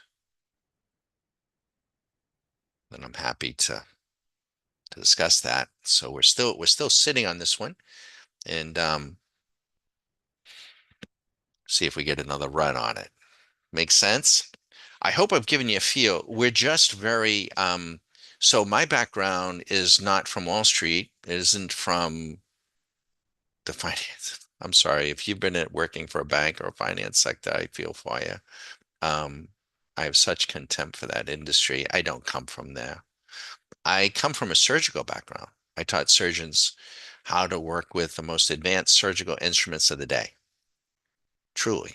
And that's how that came about is kind of bizarre because I never even had a biology class. Truly, never did. But I was trained. The companies put us through virtually a med school, but my background didn't lend itself to that, and never thought in a million years that's where I was going to be. But having spent my life with the surgeons gave me a perspective that I tried to describe to Susan and I've always been interested in the markets though, from right out of college and even before college. But I wanted to be able to trade the markets with surgical precision. Surgeons are surgeons. They're very precise. They just are. And they're very reluctant to change. And they're very methodical. And they're very statistical. They're they trust me. They know their patient population. They know how many surgical procedures they've done. They know the outcomes. They grade themselves. It may not be all public, but they know. Trust me, they know. They track all that. They have people on their staff that track that stuff. The hospitals track them too. And so they're very they want to maximize, they need to maximize their time. They got to maximize their time for their patients. They don't want them, in the hospital very long, very short periods. That they don't want them under anesthesia very long. Um, so they just don't, and they're almost to the point of a superstition, but they do pretty much the same thing from patient to patient, year in, year out. Our job was maybe to change one tiny aspect of their surgical approach or their procedure, sometimes a little bit bigger, but that could take months or years to accomplish because you know, they're very detailed. So I said to Susan, "Is like, I think this Wall Street folks are full of shit. Like these people, they're absurd." I'm like, this was, in the late 90s and the early 2000s. Now we were involved, you know, uh, in the markets even earlier, so I'm older. Um, we were, had IRA accounts before we had our furniture. We tell the story, and that's true. It's just like, what's an IRA account? Like, it's an individual retirement account, Susie. Donnie, we don't even have furniture. Like, we got a dinette set, we got a bedroom set. What else we need? True. And but I said, Susie, we're going to be independent. I don't know. We're going to have a great life. It's been a great life. It is a great life. I said, we are going to be independent. And so I was always involved in the markets, and I was getting the IBD newspaper in the driveway when they had like 200,000, members subscription. And I was tracing out point and figure charts on paper at night, and doing all that, um, and doing it pretty successfully. We had a beautiful run. But and we were pretty much out of the way of the .com. But after 2000, I said, Susan, these people are absurd. Became very, very disillusioned before the financial crisis. I had already, then I had had a lot of contact with brokers and financial advisors, and I was just very contemptuous of them. I just didn't think they knew their ass from a hole in the ground. Sorry, I just didn't. And and they had no idea, really what I did, I'm like, and I was comparing it to, to surgeons. And I'm like, man, these guys don't know nothing. Um, and I'm sure I just didn't have any good ones. I didn't, and I'm sure there are really, really good ones out there. So please find yourself a good one, if that's what you're going to do. Get a fiduciary. I'm not a financial advisor, not a fiduciary. We're not making specific recommendations to buy or sell anything. I'm not making specific recommendations that this should be something you should do. I'm not making any claims. I'm not. In fact, most people probably shouldn't do this. But if some aspect of this resonates with you and you want to try to trade mechanically, then we're open to try to mentor you to get you started. Mentor you to get started. It is not an apprenticeship, right? It isn't. So we do draw that distinction. But but I was just very contemptuous of them. And I remember Susie saying, and I was doing, we kind of split the role. I always kind of did the investment. Susie always did the bills and so forth, right? We kind of split those duties, and we've been together since we are 17. Um, and so when I said to Susie, I said, "This is a scam. This is in the early 2000s." Like, well, what are we going to do, Don? I said, "Well, we got a couple of choices. We can find better fiduciaries, try to. Um, or we can try to do it ourselves. Um, and we thought about it and talked about it for weeks and months actually. And but the problem we had was I just thought then I thought they were crooked. I we had had enough experience even with companies that they lie. They lie about their earnings, they lie about their stuff. The banks lie, Wall Street they lie. We used to call I would call it, and like Susie, the news is all these narratives, they're fake. It's faux, it's fake news before Trump. So she's like, what do we do? I said, well, the technology was just coming available. I said, we have an opportunity here. Now, I want to show you something here. Well, I'm going to show you in a minute. But I said that the technology is now coming available and this is right after 2000, where I think that we could do this on our own and trade the money flow and extract cash flow. And now we made a lot of mistakes. We didn't have Swing Machine. We weren't at TradeStation. We went through half a dozen different other stuff. There was something called Cyber Trader and all of them, and I won't name them, but and we were reluctant to go to TradeStation because it seemed very intimidating and so, but finally, I'm like, we just not getting what we need. I needed to be able to build. We needed to be able to program. I knew it. I knew it instinctually that we had to do this. And then ultimately, we made the move. Stock Market Caddy was not a goal. Wasn't even, trust me, it wasn't even a thought. We were doing this purely for ourselves to manage our own money. And I took a sabbatical from what I was doing. Susan was done working for IBM and Lotus. She was done. And she was going to take over this part. And so I took a sabbatical and then to teach Susan and to work on some things. And then ultimately, I ended up never going back. Stock Market Caddy didn't come out of the ground until 2012. And it was just an afterthought. We had been doing this for a long time. We had learned a lot. We had made some mistakes, a lot. Not a lot, but it felt like a lot. We made mistakes, trust me. Um, and one of which was trading too big, right? Too big. Um, I was watching the movie with Susan Bagger Vance, and I stopped the movie and I said, Susie, I wonder if there are folks out there that would like to know what we know and maybe do what we're doing. Okay, Donnie, can we get the movie back on?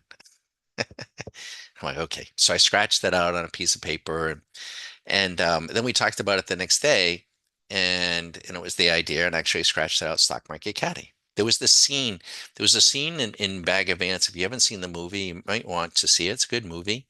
There's a scene that resonated with me when the golfer, it was Matt Damon. He's in the woods and he's bent over the ball. The ball is in the woods and he's trembling. His hands are shaking, and he hears like gunshots going off. It's like he's in a battle, and he's trembling. And the figure who is the caddy, who's probably just in his head, is walking around and says something to the effect like, what are you afraid of? I mean, he says it, I don't have the exact verbiage, but it's kind of like, you're not alone type thing. And it resonated with me in terms of the trading because there definitely were times this all just didn't like poof and present itself. Nobody was helping us. There was no Twitter. YouTube wasn't even that great. Nobody, you know, was suggesting what we were about to try to do. And and so there were times, in the early 2000s where we had self-doubt. Fortunately, we never had it at the same time. And I don't think Susan ever had it. She was like, hey, Donnie, there's no going back here, if ever I had that. And so that's where when the scene of the movie came about, I said, I wonder if there are folks out there that could benefit. And so Susan's prerequisite was that, Don, we can do this, but one, it can't take away from our own trading. Two, it's going to have to operate in the black in a period of months because there's an expense and a cost to doing it. And that's was pretty much it. And so, and we're doing it because our trading was it's pretty boring. It's pretty mechanical. And I was used to being with people, and all of a sudden you're in your office like I am now, and we're not, we're people. You're like people. I want to be talking with folks. I'm talking with 8 of you, maybe 9 of you. So that's where it was born from. One of the things that happened though with Stock Market Caddy that I didn't expect is that it made us better. That I didn't expect. I thought it was all going to be going out. So, but it didn't. And people started to join, and they started to join with all different backgrounds: software engineers, hardware engineers, policemen, firemen, all kinds of backgrounds, salespeople, and they all have different experiences and see things differently, um, which is great, which is what, you know. And so a lot of the tools that we've built, yes, they're ours, but some of them, a number of them came from ideas from our members. And so we share that. And we're constantly working. So a kind of a nutshell of kind of where we came from and what was born from. But nobody has a bigger contempt for Wall Street than me. I'm very contemptuous of them. I don't like them at all. I don't like them. Mm-mm. Nope. They lie. And it is what it is though, you know. So it's also our way of getting back. Um, I also would arm wrestle you for the right to say that I am the most ignorant person in this market. I don't really want to have an opinion about Bitcoin or an opinion on the Nasdaq or an opinion on gold or Tesla, um, unless I'm making an investment decision that is going to be both technical and fundamental, and I'm going to make investment decisions on something that I expect to hold for more than a year or longer. It's just that right now, because of where the markets are, I don't see many opportunities for that right now. I'm not going to invest in Bitcoin. I'm just not here. No. And but it also doesn't meet, my fundamental criteria, which we will go through in Q School, and you can adopt it or not adopt it or modify it yourself. I'm not, um, we're not trying to convince anybody that this is the only way, this is what you should do, or we don't. We just show you what we think about it, how we approach it, and then you can modify it for sure. And then these tools can be modified to slow things down. You don't have to trade intraday. You could be a swing trader. You could be an investor, right? If you wanted to, let me go show you how easy this can be. So let's go to the NASDAQ 100.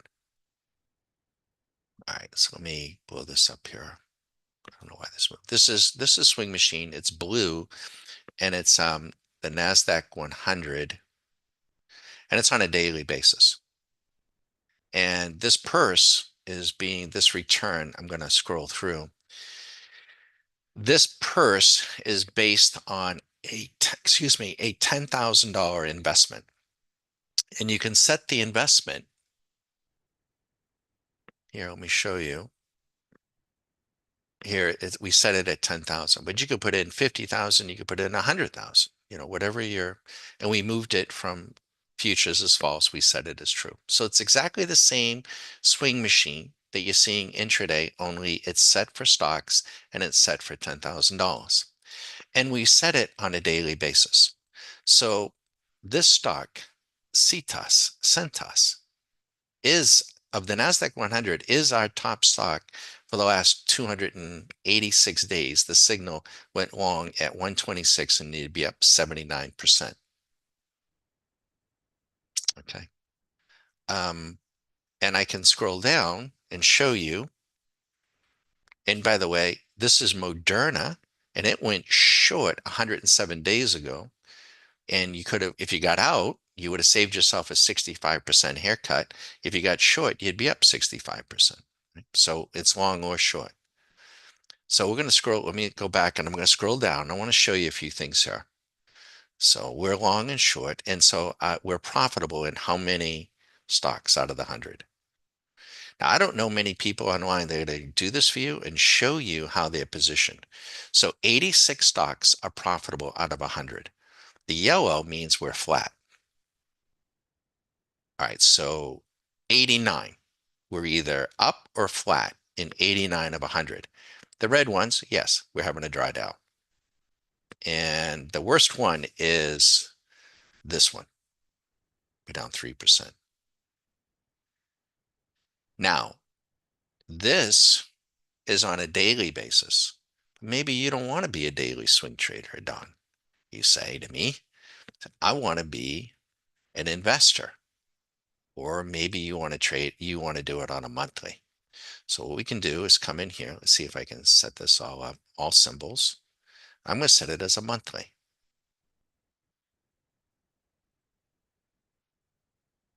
All right. Now this is going to be nuts.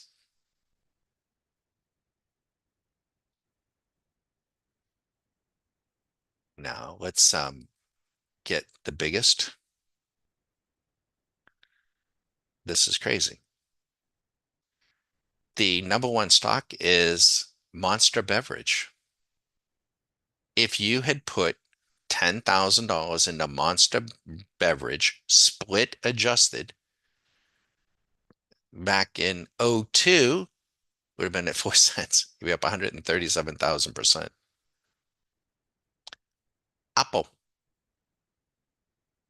250 months ago. Split adjusted was split adjusted. It's 43 cents. Yep. If you had put 10,000 in, you'd have 5.4 million. Nvidia, there it is. Split adjusted, the entry price is 39 cents, 35. There it is. That nuts? Now let's go down. So huge returns if you want to be an investor. Now the NASDAQ is making new highs. So, a lot of them are going to be, by the way, some of these are short too, by the way, but we're profitable in 88 of them out of 100. We're flat in 96. And then the others, we are suffering a draw in those. But that's up to you. Now, the problem is if you put on a trade or an investment and you put your whole IRA account in it, 200,000 or $500,000 into an investment and she moves, 2 or 3% in either way, you're probably gonna greed out or puke out. You just use too much leverage. So you don't have the staying power and you don't have the discipline, don't have the patience, mainly because folks are using too much leverage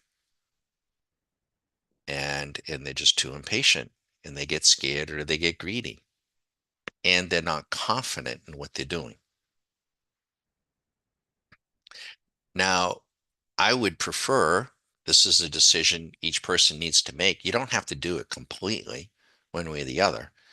But when we sat down, Susan and I, it's like, okay, well, how do we want to do this? We had been mostly investing, but I said, I'd rather use the capital, a small portion of it, and then it grew, and trade trade and extract the cash flow, then maybe we don't have to do the investing.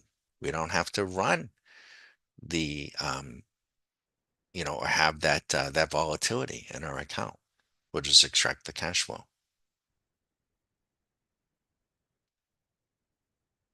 So it's a little bit about who we are and how we got here. And but we're not making specific recommendations to buy or sell because I'm not a broker, not a financial advisor. So I'm not going to tell you what to do with your money or anyone else's money. We're not managing your money. I'm not making any claims that if you join Stock Market Academy that you're going to do this, you're going to do that. Because the truth of the matter is, I don't know. We will work very, very hard during the Q school to share these lessons. Then you'll have to practice and you'll have to implement them gradually, slowly. But if you get impatient or use too much leverage or don't, I mean, so it is learn to trade your game. Make sense? Okay. All right, it's noon. We're not going to go too much further here, and we'll see if this trade we can still get off. We'll go to the bottom of the hour and give you a chance to ask any questions. And the market is going a little sideways here right now. Not terribly surprising. We'll see if we get a break here this afternoon. But I'm happy to answer any question. Be sure to visit the site and think it through. The membership is structured to try to give everybody a chance to say, nope, this isn't what I want to do. I'd rather go a different direction, and that's fine. We're totally fine with that. And but if it is, I think we can. We work very hard at it. We think we can save you some time. We want to take the negative outliers. We do. We're not saying that you won't have losses. You will have individual losses, but if you can stay patient, stay proportional, and build gradually, um, you're going. We want to take the negative outlier off the field. Off the field, out of the equation. But if you want to go from the bunny slope and then get in a gondola, go to the top of the mountain and start skiing the black diamonds, you're going to get hurt. Probably going to get hurt. You will get hurt. I could put enough leverage on to where I could get hurt. What happens is, and when you're doing it, and I don't do it because I've already done it. I've already been there, done that. When you put on too much leverage, your eyesight will gravitate to that money.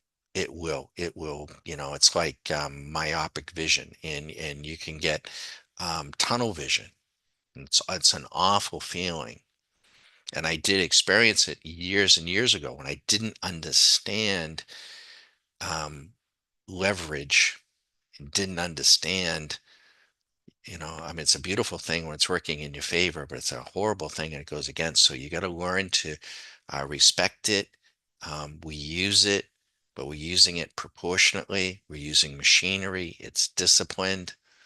And fortunately, with the use of micros, it can be, um, uh, much more proportional. You can get in at a much lower level. Makes sense? I hope so. Any questions, let us know.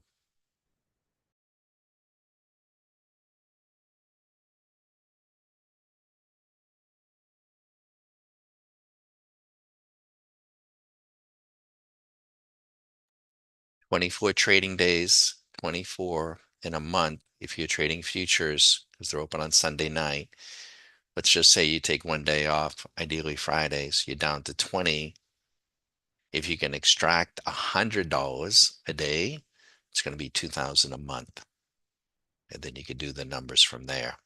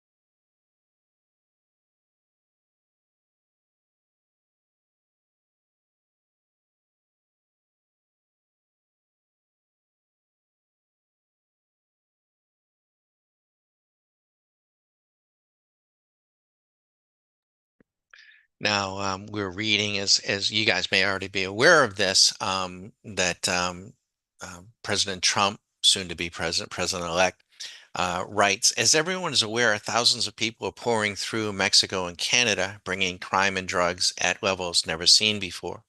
Right now, a caravan coming from Mexico, composed of thousands of people, seems to be unstoppable in its quest to come through our country, our currently open border. On January 20th, as one of my first executive orders, I will sign all necessary documents to charge Mexico and Canada a 25% tariff on all products coming into the United States and its ridiculous open borders. This tariff will remain in effect until such time as drugs, in particular fentanyl, and all illegal aliens stop this invasion of our country. Both Mexico and Canada have the absolute right and power to easily solve this long simmering problem. We hereby demand that they use this power, and until such time that they do, it is time for them to pay a very big price. Well, that's a big deal, and it's kind of interesting how he's positioned that in terms of the drugs and and the crossing of the border. So that gives him a higher, um, I think, gives him a high ground.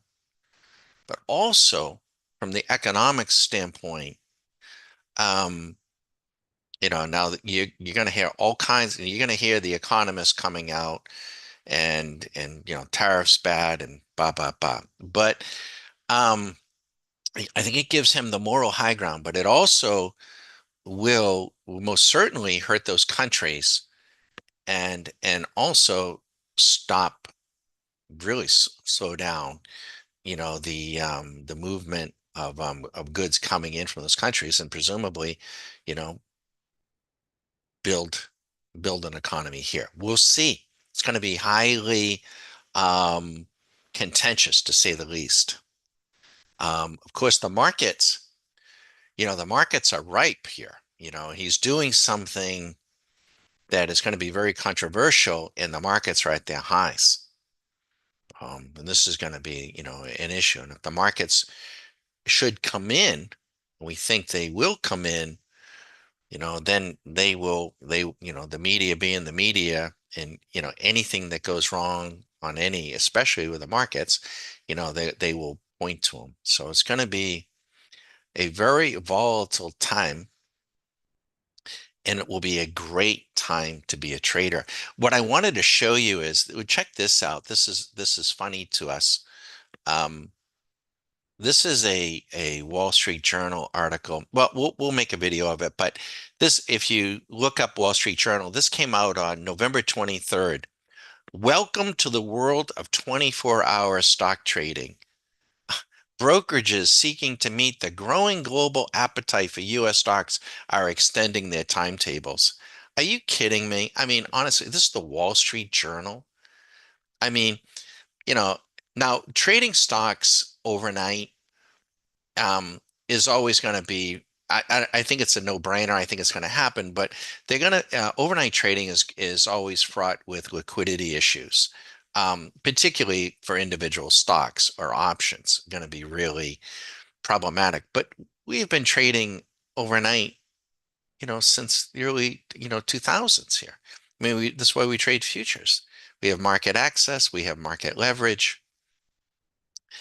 but it really is going to be a golden age of and I just surprised that it took this long. I When we started doing it in 2000, I mean, I thought that everybody would be doing it by 2010.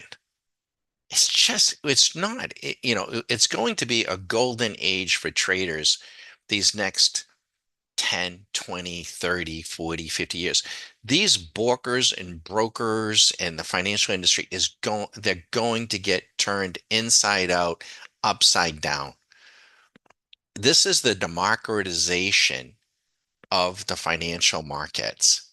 And you have an opportunity to get involved, or God knows, I don't know what one is going to do. I mean, because there's fewer brokerages, there's fewer I just think it's a golden age, a great time to learn, you know. Um, I wouldn't wait until till you're retired to do it. Why not get involved? I mean, like I say, we were involved doing this, before and where we started. I mean, before we had all our furniture. I mean, been doing it our whole life, but doing it full time since the early 2000s. So, and we're happy to share with you our lessons, and and we're also very encouraging. Stay curious, be skeptical. I think you should be. I think you should be skeptical of your own ideas and your own programs, and you will ultimately want to do your own thing, and you can mix and match and mix different things, and go slow and be curious. And I hope you'll share with us what you learn as you go too, because we're definitely going to do that with you as a member. Any questions, let us know. Shut up.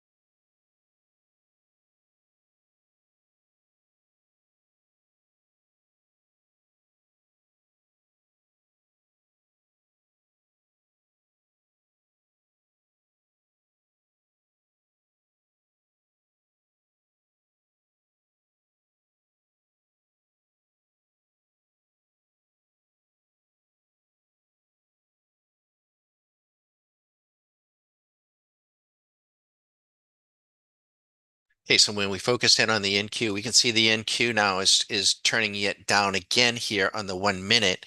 The last 3 minutes it's turned down, and the 5 minute is trying to go now.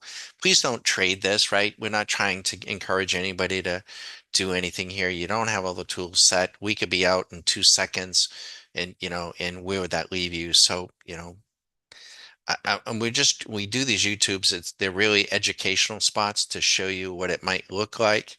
Please understand if the volatility that you're seeing in that position, if that's too much for you, you can cut that down into a tenth. So rather than being, we had a drawdown of 915, a run up of 570. If you were trading a micro, that would be $91.50 and $57 as an example. So we didn't always have that. So you can do that. You can learn to scale and what does that enable you to do? It enables you to learn, right? You could still be, trading, and you just trade with small leverage. Now, of course, it's equally true, you come in and go to the top of the mountain, get on the black diamond and start trading 10 contracts. Well, then, yeah, you would have had a drawdown of 9,150 and a run up of 5,700, right? And that's when the emotions, take over. And I told the story about, my buddy took me up, or I went up willingly. I said I know how to ski, and we were out in Sun Valley, and he took me up to the top of the mountain, and I kind of freaked out. I did freak out. It was high. It was really high, and it scared me. And I didn't want to admit it. I was in my 20s, and he had to ski down beside me. I said, "Don, get your ass up, and do you know how to turn?" I'm like, "Yeah." Yeah. And don't look at the ski house because it looked really, really small. We were up so damn high. He's like, just look at the tips of your skis. I'm like, okay. And I got my fat butt down and didn't do it again. And I tell the story is that I had never been on a ski slope, for those of you that ski, where when we got off the gondola and we went skiing out, it was like a ledge. I mean, we were like on a ledge. Couldn't believe it. And when my skis protruded out over the edge, there was like nothing under them. Like, holy crap, this slope is really, really steep. I had never, my skis were always touching the full slope, right? And I'm like, oh my God. And the ski house looked really, really small. And I see all these moguls and I totally freaked out. So you don't want to freak out. You don't want to get over your skis. And in trading's the same way. We gotta start out. We start you out in a graduated trading method. We're going to start with futures, but we're going to start small. And we're also going to talk about stocks and we're going to talk about options and in keeping the leverage down and get, hopefully building your comfort level so that you can, go up on a chairlift. Maybe you don't go to the top of the mountain, but you go to and you have a nice ski run, every few days or every day, and have a nice time. And that's what we're doing.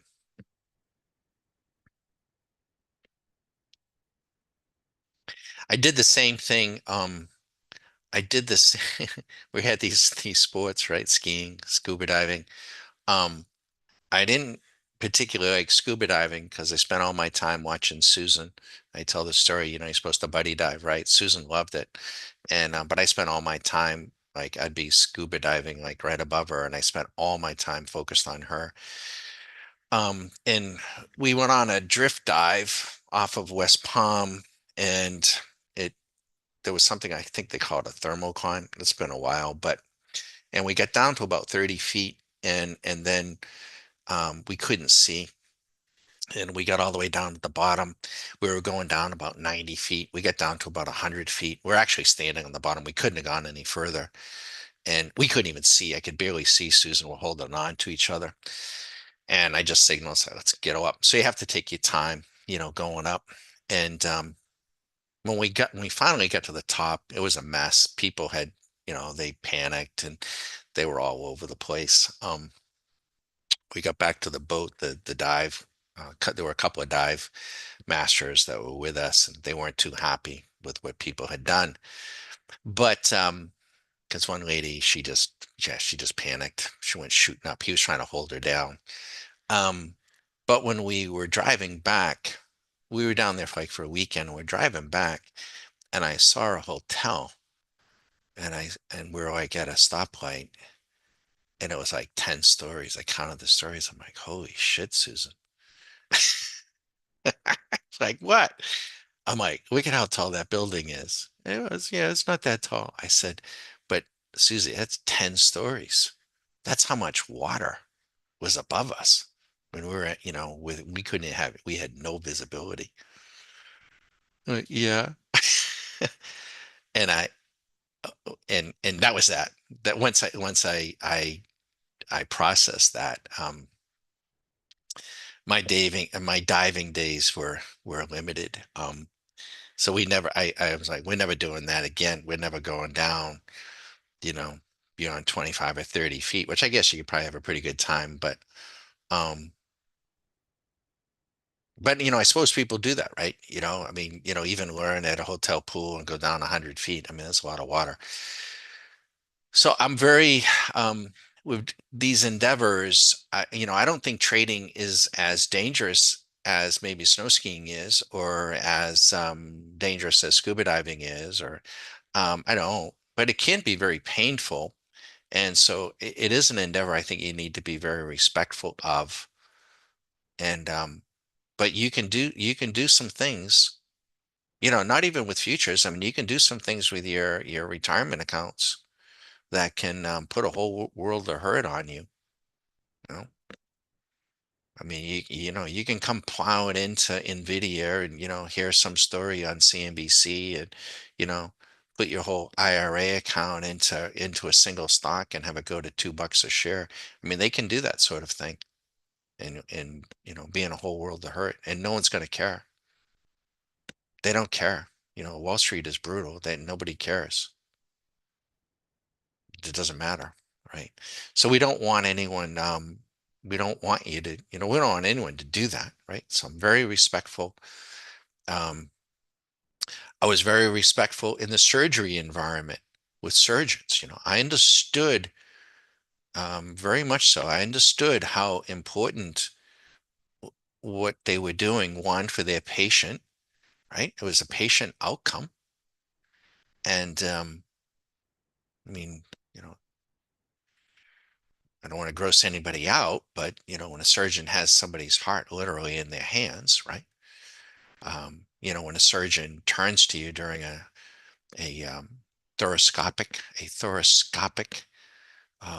operation procedure on someone's heart, and he's about to staple the atrial appendage, and he turns to in his room, he's got a team of nurses and doctors around him, and he says, Don, when I staple this atrial appendage, you're telling me it is not going to bleed, right? Is a little bit of stress there.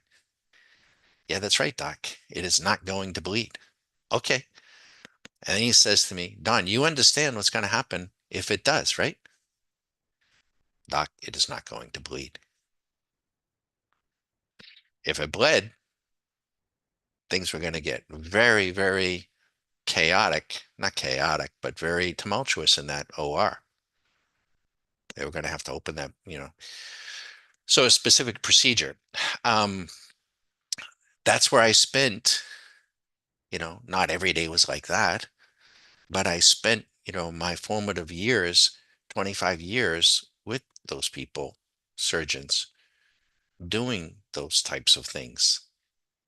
Um, I don't want to say that this is, the same. It isn't, but we treated it as if it was, Susan and I. So we were going to be very, very serious about this. So stock market caddy is, I didn't want to equate it to surgery, could have, but I thought that would be pretty narrow and maybe kind of ugly. You know, Susan doesn't like needles or blood, anything, but most people probably don't. So we do equate it to the game of golf, but we're very serious about what we're doing, and we think you should be too. If you're just coming in because you get a few days off from Thanksgiving week and you just want to throw some money on it, you know what? I think I'd probably go to the Indian casino or, you know, I don't know, go to Dave Portnoy and bet on some football games, um, because that's not what we're doing here. We're working to extract cash flow each and every day, year in, year out, so that we have time to do other stuff.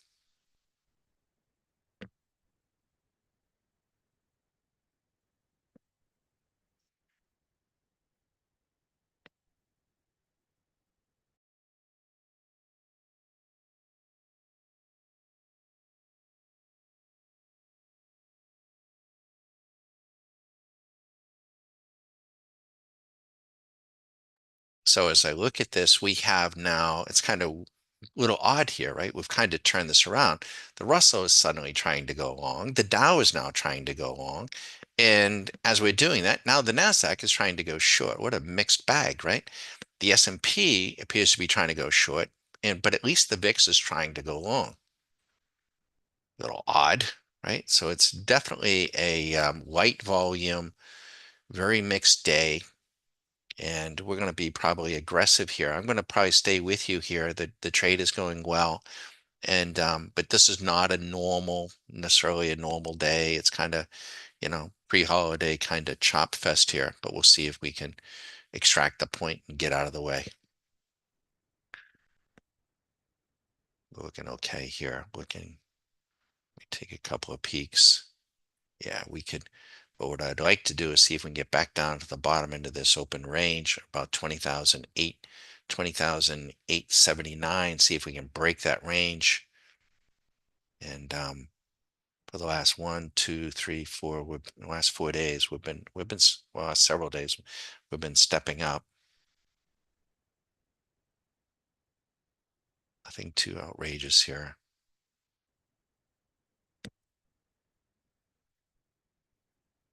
Yeah, it's looking better.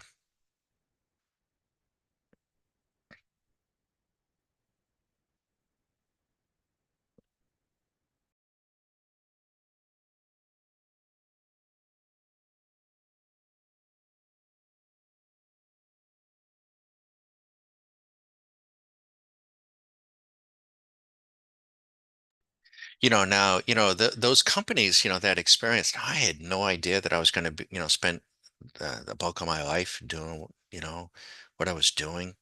Um, but we were trained by the companies, right? The companies invested tremendous amounts of money, virtually put us through a med school of sorts. We weren't touching patients, we weren't doing surgery, but boy, we were trained really, really well.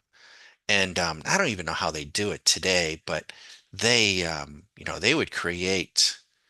Well, they would create stress. I mean, I mean, when we would go to their training facilities, they posted our grades morning and night, and it was competitive. And and if you didn't maintain a certain grade, you would get sent home, and you'd have to explain to your boss why you didn't have a particular grade, you know. And there was no bullshit, right? They were paying for it, right? There was no grab ass going on. This wasn't college. This was, we're paying for it, and and I won't describe it, but it was really, really good education. And because the companies were paying for it, the way they taught us was, and they even explained to us how they were going to teach us. It's like the stuff that you just can't forget. Um, we would have to, what they would do is they had surgeons on staff, right?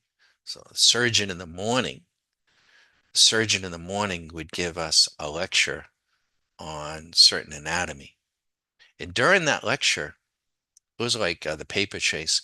Here we were, adults, right? Young adults, and we had to draw the anatomy with the surgeon who is drawing the anatomy with colored chalk on a blackboard. And if you weren't drawing it, he'd turn around and you had to draw it on your draw paper because they wanted you touching it. And so he would draw out the anatomy and he'd be explaining the anatomy. And then, and then at the end, and he would quiz you. There was no nonsense. When he put his face to the blackboard, kids weren't, we weren't throwing spitballs. It was very, very serious. After that, um, in the afternoon, we would have these procedural, like a workshop. This one I didn't describe it. I won't go into too much detail, but it was a workshop on that particular anatomy and on that particular procedure. And then, and that would end, and it would be a full day. And what would happen is and during that workshop, you would have to play the role of the surgeon, the nurse, not the patient, thank goodness, and so you had to know every aspect of that procedure from everyone's perspective that is in that surgical room. And because you were drawing it, touching it, verbalizing it, and doing it so many different ways, um, it was getting imprinted on you. What was happening is because we'd joke about it, like we'd be with breakfast the next day, and everybody like, "What did you dream about? You were dreaming about the procedure." Because they were imprinting on it. Because as adults, you learn differently than you learn when you're in grammar school. Grammar school, you have a certain way that you learn, but as adults, you learn differently. You either see it, touch it, hear it. And they were teaching us all of them. And then the next day, I won't go into detail, but we would have to go into a lab, not on a patient, not on a human, but actually do the procedure. From the surgeon's point of view, from the nursing point of view, everyone that was in that room. It was absolutely crazy. And and they would grade you. And you better get it right. You better maintain an 80 grade. And we would be there for weeks, weeks. And you didn't come in hungover, you know, and you had homework to do late into the night. It was it was brutal. It was rewarding, so when you got back to wherever you had to go and you had to interface with the surgeon knew that I wasn't a surgeon. I knew I wasn't a surgeon, but we could converse in the same term. And what I would try to do is try to synthesize what I had learned into a language that I understood, that I could converse with the surgeon, and he understood that that my education was not his, but we could talk in the same, basically in the same terms, and I could understand what he was trying to achieve and do, even though I didn't have his medical education. But and that's what we did.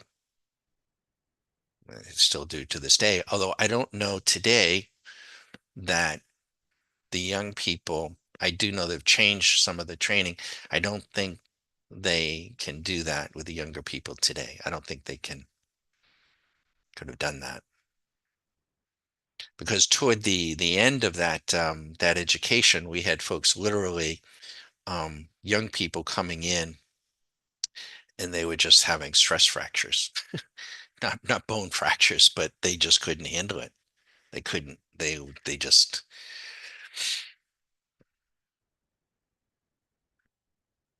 trading in the markets isn't surgery. It isn't. It isn't. It isn't diving 100 feet. It isn't skiing the black diamonds. It isn't jumping out of an airplane unless you put yourself in that position. And I hope you don't do that. I can't believe, but I can, that Wall Street has convinced, or the crypto community has convinced everybody to buy and hold. We're going to hodl. You only live once. We're going to buy and hold, hold, hold, hold. That couldn't be more suiting to what Wall Street wants everyone to do.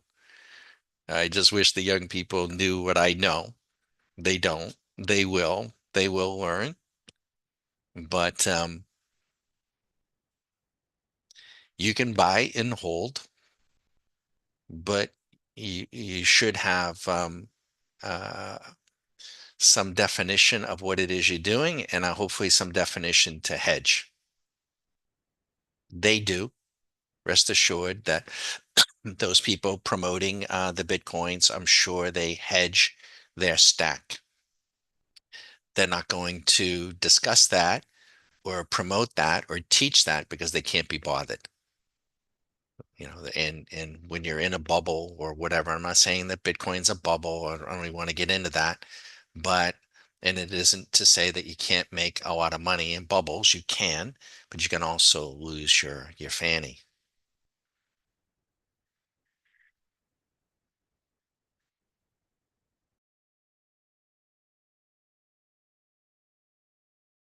And if you're putting on trades, um, you want to calculate really the losses first, how much you risking or how much you're making, and what the outcome would be.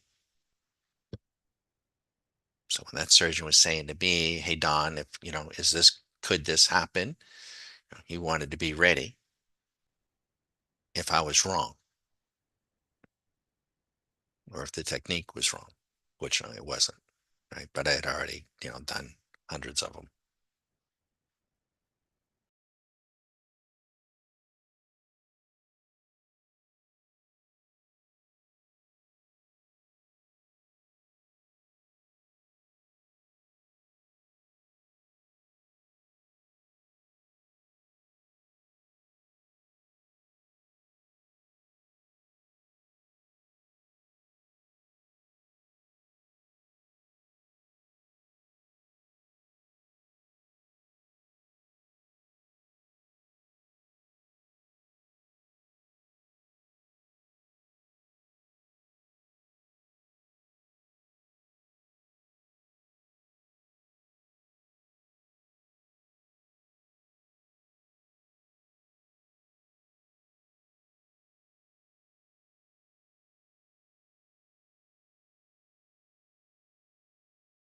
And this market is not wanting to break down. There's no fear in the options market. At least the VIX is telling us there's no fear. And they know what we know and what we've been telling our members, for the last week or two, that this week has a tendency to want to run up because it's light volume. There's an old saying, don't. Now we're shorting just briefly intraday, right? But if you were, thinking about shorting this market, trying to get short Thanksgiving week on a position basis, if you bought puts, you're going to see the time decay on you. Probably not, and probably, statistically not the best time to do it. Selling a call credit spread would be probably a much better option.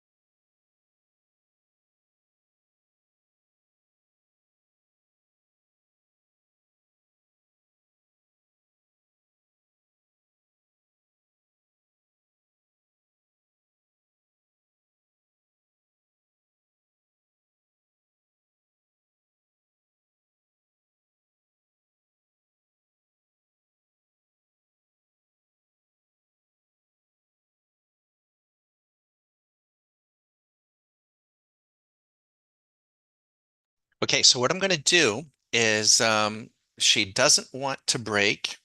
I'm going to make a decision here. We're going to let you watch this. I'm going to cover the trade. I'm going to cover it, hopefully. And we're out. And what I'm going to do is we're going to change gears. We're going to trade a different strategy. We're still to the good 435, but I don't want to be here tomorrow. I might be here for a little bit, but I don't want to be in here tomorrow trying to trade for the week on Thanksgiving. So I'm going to put on a strategy and I'm only going to take shorts on this and I'm going to let you watch. And it's called it's a point and figure chipping strategy. And I'm going to arm this. Let's see if I can get this done here. Um, and it'll all be automated. It's really boring trading that we got. Let me make sure I got everything off here. Yeah, I think so. Okay. So our members will know what this is, and I'm going to arm this, and it's only going to short. So I've got to set this up I'm not going to take the buys. Um, Try to cover, and we're going to play it. Okay, actually, bear with me. Setting this up on. So I can go into the strategy and I'm going to set the long and short as false, and I'm going to set the short side to true.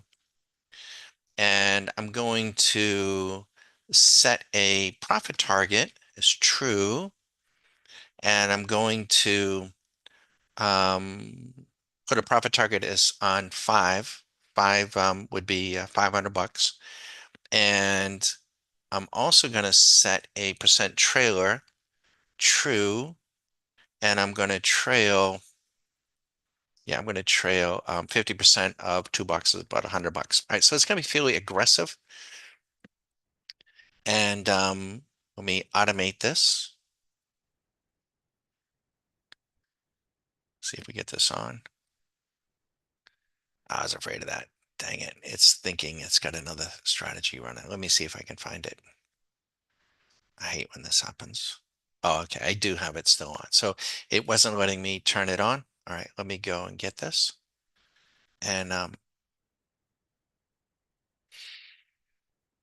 And we'll automate this thing.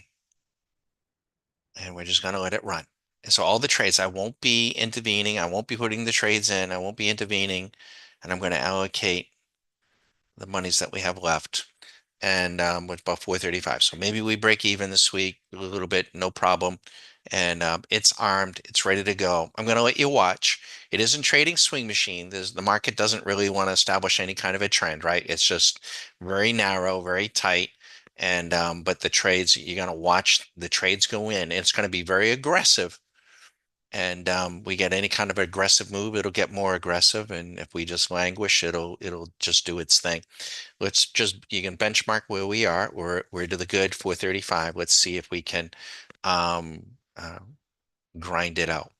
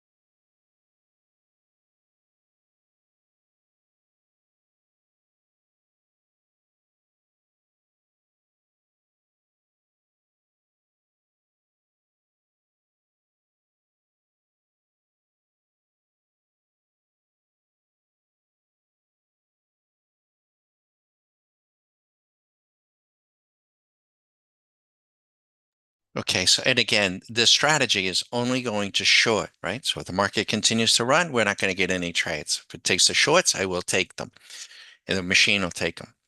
So when you are trading and trading robotically, and why we want to spend so much time with you is that you have a whole lot of different tools at your fingertips. And again, equated to sports, if you're coaching a football team and you might want to be passing, but if you're not completing any of the passes, you want to be playing for 25, 30 yards, and you can't get any passes completed, then you've got to, you're going to have to change your game plan, and maybe, you have to, let go. We're not getting any trends to speak of. And so we're going to try to grind it out. We're going to try to grind out a few trades, and we'll try to run the ball for, a few yards and some dust, and a few yards and some dust, and see if we can get it done. Right. So I'm going to let the machine do that. So every trade that you see here on out, and I'll be here to watch, but and I can answer any question. But if you see a trade, it's only going to be on the short side. I set the program to only short. Could have played it either way, but I'm only going to play it to the short side.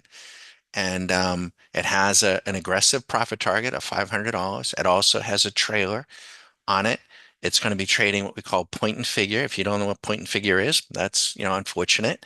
But that's something else that we do, during the Q school, and we'll see if we can get done what we need to get done. We'll see. Any questions, you let us know.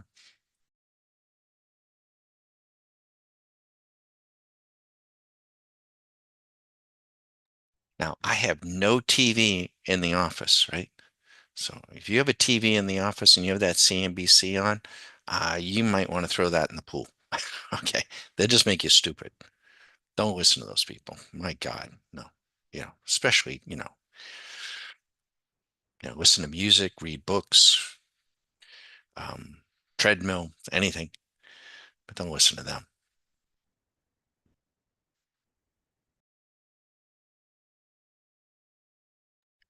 Yeah, great question, Mark. The NQ is the ticker. It's a futures contract. Um, and it isn't on this chart. Let me see if I can let me see what I can do here. If I can give you a glimpse of this. Let me bear with me.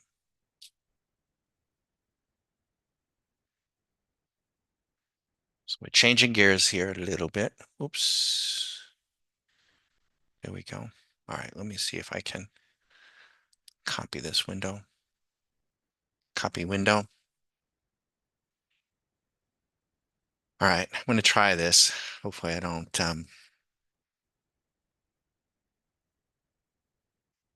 let's see here. We can do this.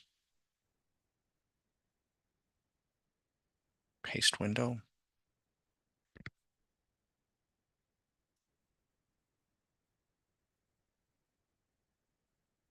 Give you something to watch.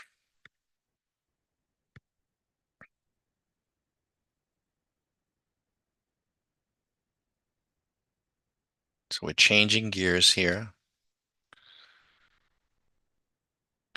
Pretty tight trading day. I'm not trading swing machine. I could have been, maybe should have been, but I didn't.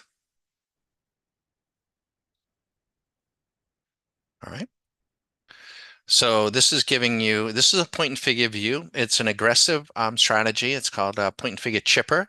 It isn't going to buy. It's only going to short. So we get a short signal, the trade will go in. You'll see it go in, and it'll have profit targets and whatnot in here. And so that gives you something to see. Meantime, Swing Machine is also doing its thing. And right now, since really 6:45 this morning, the VIX futures, the future view of the VIX has been down, which means that the market has little to no concern right now. Let me also put in the Okay, let me see if I can do, there it is. All right. So there's our balance. Now, what we can't program is what we know as humans. This is a holiday week. Tomorrow, it's probably even a partial day. I'm not sure, but the volumes are going to be very, very low. Normally, this is not a great week to be putting on a position short intraday. We can, do anything we want, but they're going to be, kind of a small, tight trading range. Um, by the way, all the tools that you're seeing here, I didn't type this in. That's being done by the machine. These markers are all by the machine. These are all proprietary to us if you like to trade point and figure. But we won't get involved here. But if it does reverse, it'll give us each one of these bricks is, by the way, is $100. So we're not trying to, set the world on fire here today. We just want to see if we can eke out a point. A point would be $1,000 profit.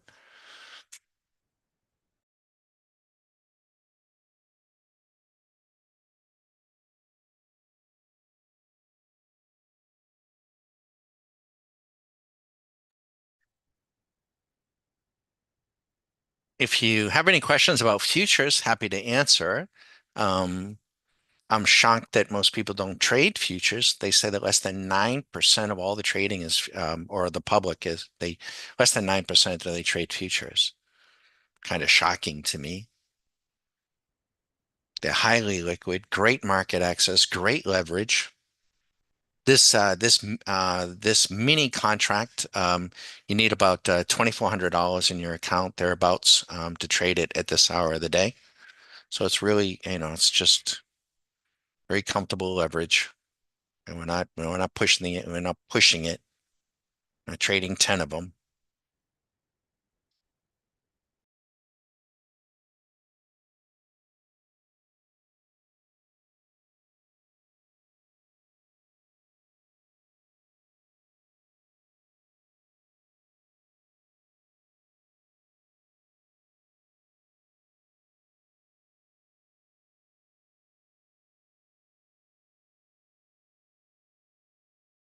I'll go ahead and write in the strategy that we're using. Let me go ahead and do that.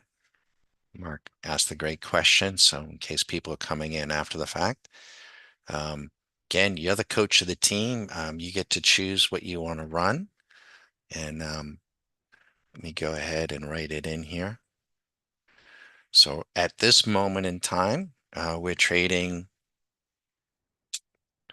SMC um, point, and I'll abbreviate that, in figure chipper strategy. It's just a chipping small strategy.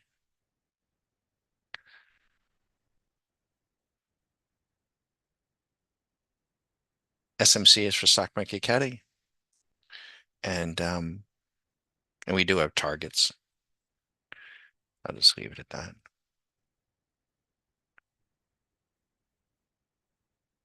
Oh, and it's just shorting, just short, just shorting.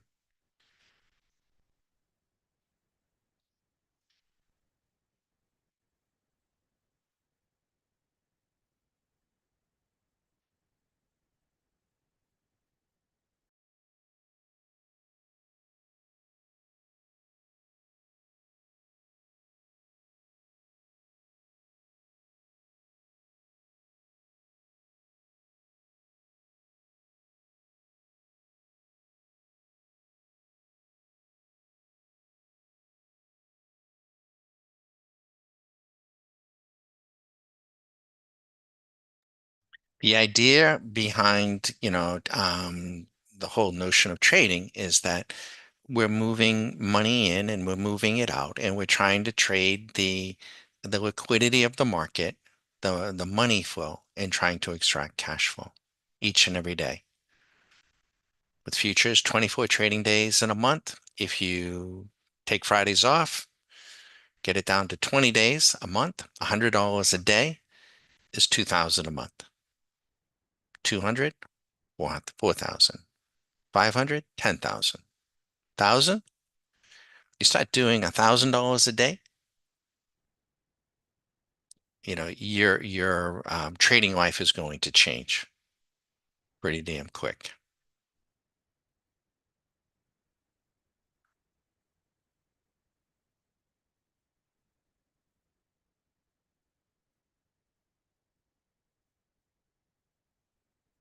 Now, Bitcoin futures contract is huge. It takes a huge amount it represents 5 Bitcoins. So the contract and margin is very, very high. It's the biggest, it's the most, it's quite a bit of money. But these you're looking intraday, about 2,400, about 1,800, thereabouts for what's small. If you trade micros, you can trade 1/10 the size, 1/10 the margin. So the margin on a micro isn't 2,400, it's $240. Now you wouldn't be up, in 27 minutes, you wouldn't be up $300, you would be up $30 as an example.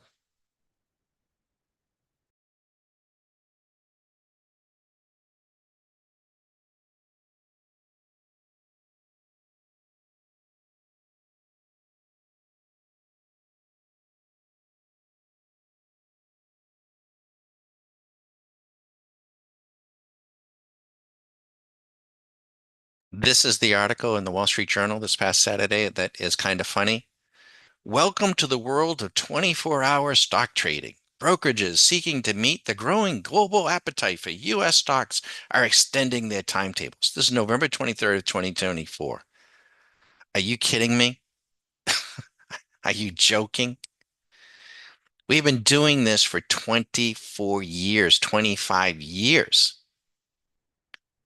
Why would you limit yourself just to normal hours? And even if US stocks are traded around the clock, that doesn't mean you're going to have liquidity. Doesn't mean that you should be trading them. But if you want 24-hour trading, trade futures. Wall Street Journal. A joke. It's a joke. We trade futures because we have market access virtually 24 hours a day, 5.5 days a week. We have great liquidity. The difference between the bid and the ask is very, very tight. If you're buying and selling or you're trading anything, if you're speculating in the housing market, you want liquidity. You want the difference between the bid and the ask to be very tight. When you don't have liquidity, it's very difficult to trade, right? It can become very, very expensive. So we want market access, we want liquidity, and we want leverage. By the way, if that little red X gets taken out, you're going to see the X turn to a green. You're going to see the little golf ball turn red, and you're going to see the trade go in. So we're getting a little more active in here on this choppy little day. We'll see if we can grind it out.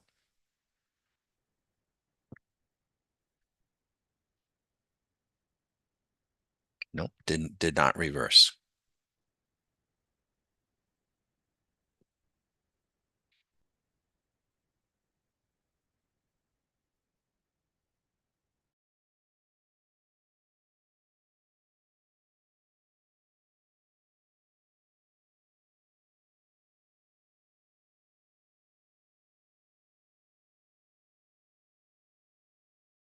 You might want to benchmark, where do the good, our realized gains right here for the day at 435, what we did today. We haven't set the world on fire by any means.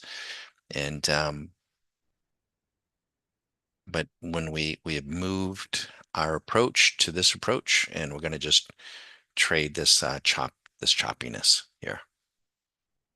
If anything changes, we'll let you know, but we don't. Probably not.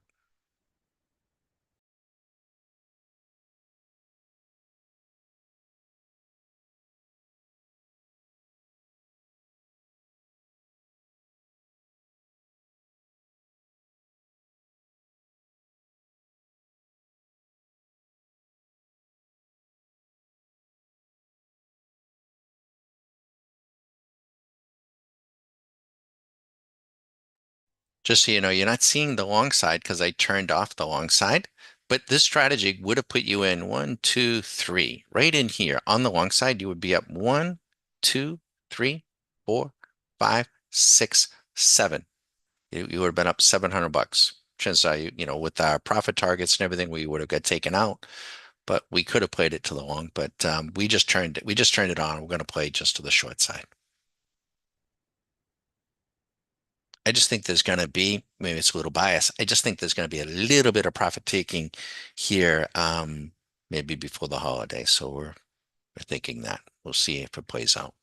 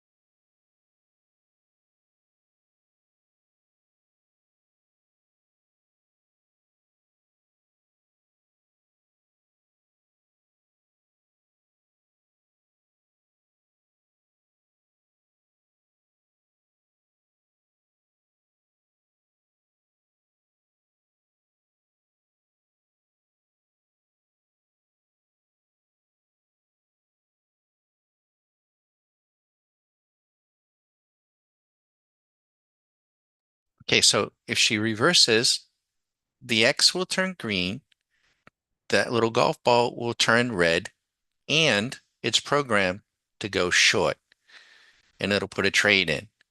It's also programmed to take a profit. It's also programmed to trail. So we'll see how we do. We'll see if we get the order yet. Hasn't happened yet. Now I could sit here all day and have my hand fitted to a mouse, and I'd have carpal tunnel. And there it is. So there's the green X, and the little golf ball turned red. The trade went in totally on its own. I didn't put it in. And then the program also now has a profit target, has a trailer. Now we might make money, we might lose money. The worst that we can do, the worst is to lose $300 on this trade, give or take a tick or two. The best that we can do, the way it's programmed, is to make 500.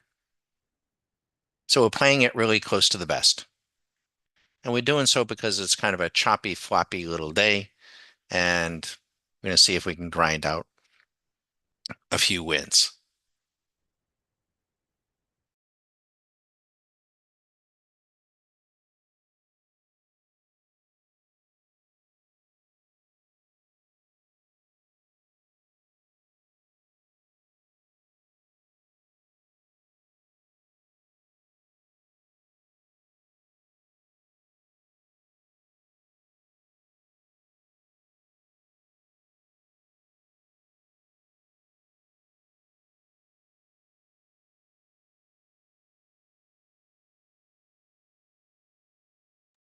Most brokerages are not going to allow you to do this at all, right? You can put the trade in and out, but they're not going to allow you to automate it.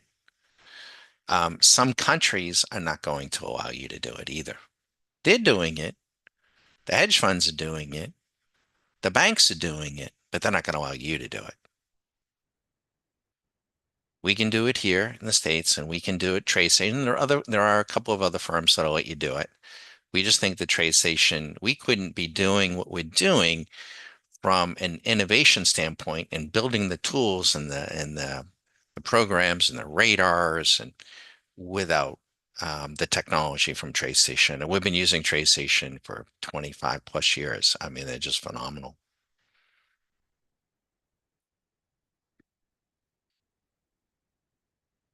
So this little strategy is nothing too it's not the smartest bomb in our arsenal. Um, but it can be effective, and we'll see how we're doing. It's that trade is now up 160, 190. It's got some tools on it. She falls 5 bricks, it'd be $500, and she'll take the profit. She's also triggered now. We're now guaranteed to make about 100. So this is a guaranteed winning trade. So the bet is changing. You can't do that in Las Vegas. You can't change the betting odds on the roulette wheel. They'll throw you out on your arse. We can get the machine to be, changing the parameters as the trade is underway. I don't have my hands on the mouse.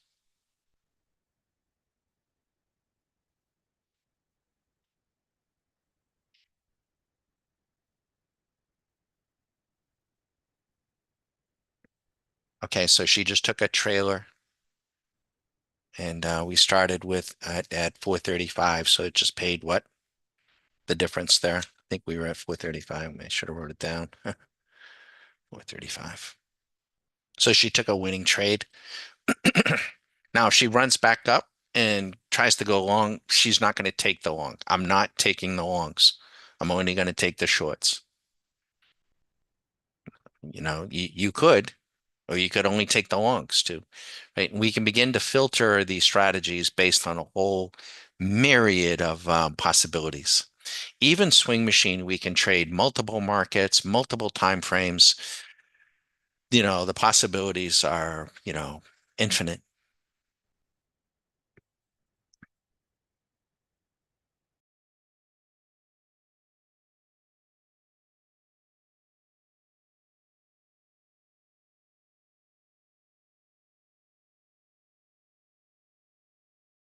And keep in mind, you know, the monthly objective. If your objective is $100 a day and you want to get in here and grind out a few and then be done, The biggest challenge you're going to have is finding something else to do with your day.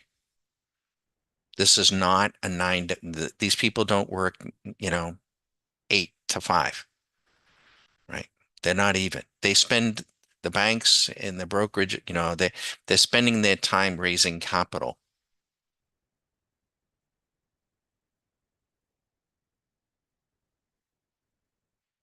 So again, if she takes out the green X, she'll turn green. You'll get a red X. She will not go long because I haven't programmed it to go long. I turned that off. But if so, we got to get long again in order for us to get another short on. So it's going to be relatively slow, but it'll give you something to watch. And if you get any questions, let me know. Swing Machine is doing its thing otherwise. And it's just been a grinder little day in front of the holiday.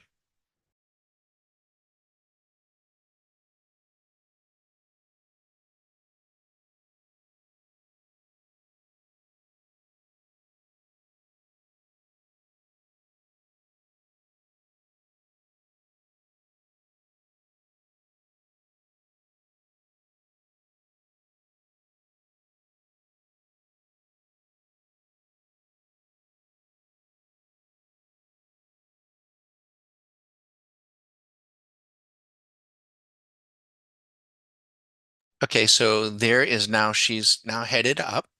So she's green. Here's the reversal marker. These are proprietary to us. It normally would have gone long, but we didn't turn it to go long. Now she comes back down, and hopefully she does. She'll go green, red. There'll be a green X, and she will take the short. And that actually, if she can fail here, we could get a really nice drop.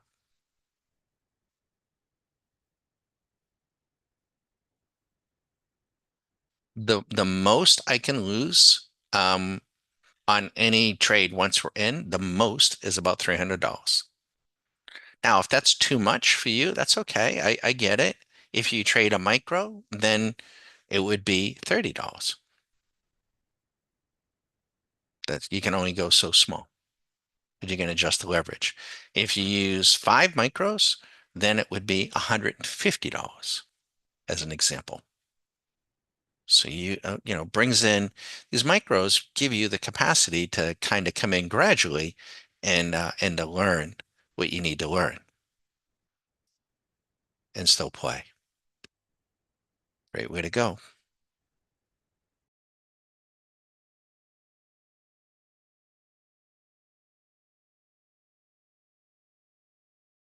Okay, so I'll just walk you through. There it is. Now she's breaking down. The ball is now red. The green X is the reversal marker. And we're now, once again, we're short again. And this trade looks pretty good to me in my eye. Swing Machine on the 1 minute happens to be going short. So the most we can make on this trade is $500 because that's where it's set. We also have a profit target. Once she hits 200, we're guaranteed to make about 100. The maximum risk we have right now is 300. That's really tight. It's really, we're controlling and managing our risk. And I don't have my hand. I haven't triggered one trade.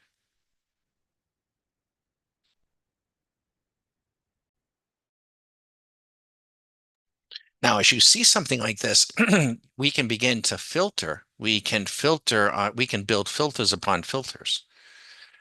Maybe, you can do all kinds of things.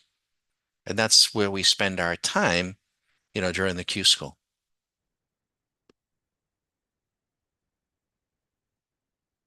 Now, I could intervene, right? I could go up there and grab that $60. I could. I'm choosing not to, but you could. You could do that. The machine could be putting in the trades. The machine, you don't have to have the machine putting them in. They could be sending you an alert or a pop-up, and you could be activating the trade if that's what you want to do. But I think the sooner the better you let go of the mouse and the carpal tunnel and trying to control. It's just like in golf. You try to control the club face, and you're not going to play good golf. You're trying to shovel the golf ball. You're trying to control the hit when you need to just, relax your grip, proper stance, proper alignment, proper mechanics, and you learn to swing the club, relax, let the club face hit the ball, and the ball will go. You learn to trade robotically, get a good stance, a light grip, understand what you're doing, get good mechanics, release, and let your money work for you. That's what they're doing, kids.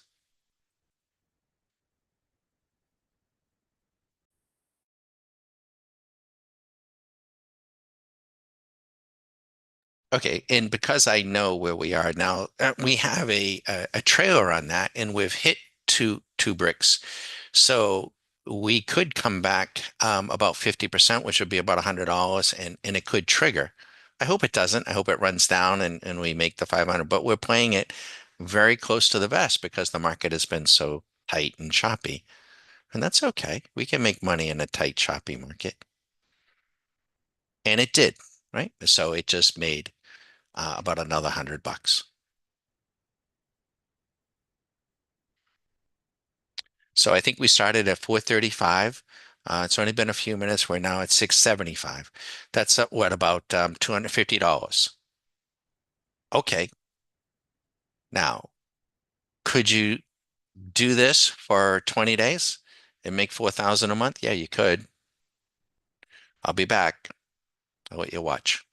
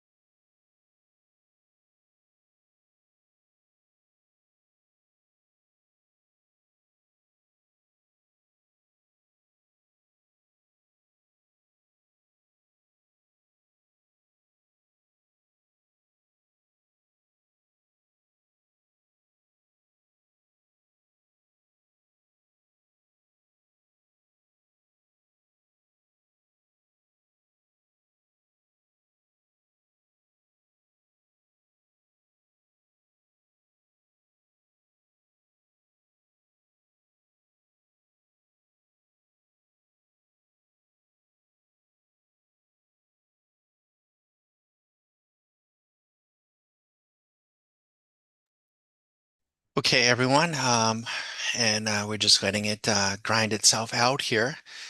You can see we probably would have done all right on, well, we would have done all right on the long side here too, but we're filtering those out, and we'll see if we can pick up another one on the way back.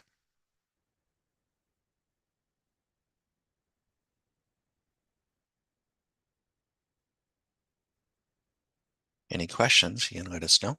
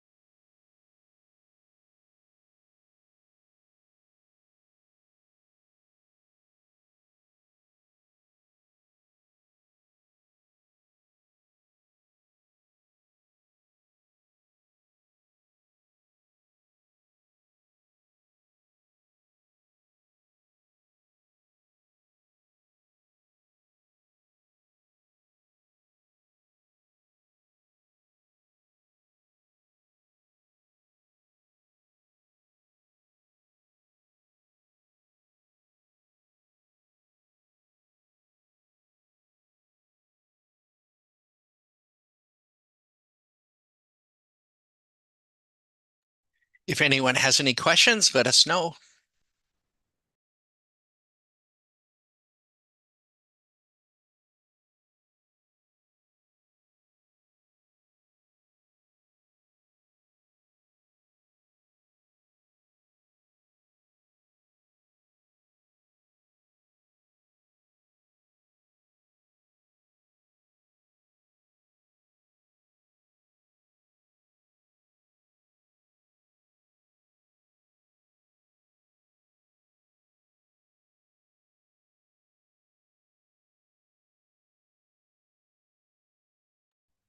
We'll put up here, all these trades are going in robotically.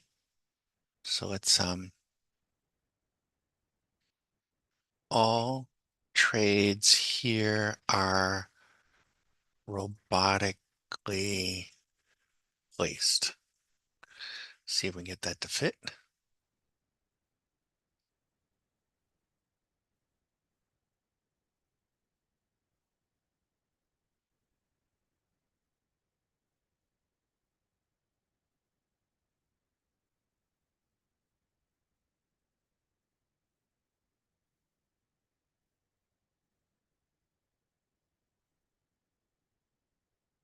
Most brokerages are probably not going to allow you to even do it. Some countries won't allow you to do it, which is too bad.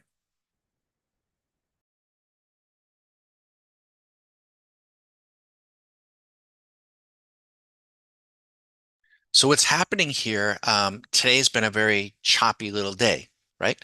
Now, most of the time, markets are sideways. 70% of the time, markets are in chop. 30% of the time, they trend up or they trend down, but they're in chop most of the time. As a coach to your football team, baseball team, hockey team, you get to choose the basketball team, you get to choose the plays you want to run. When you have all of our tools at your fingertips, you have them all. As an annual member, you have everything that I have. And I've taken 3+ weeks of your time and mine to share with you how these tools work and how to approach them. I think that's the responsible thing to do. Just do. It's been suggested that we would have more members if we didn't do that, but I don't think that would be responsible. But you get to choose. Once you get underway, how do you want to run? So today, we were running for, trying to catch some of the trends, not off a swing machine, but off of another tool.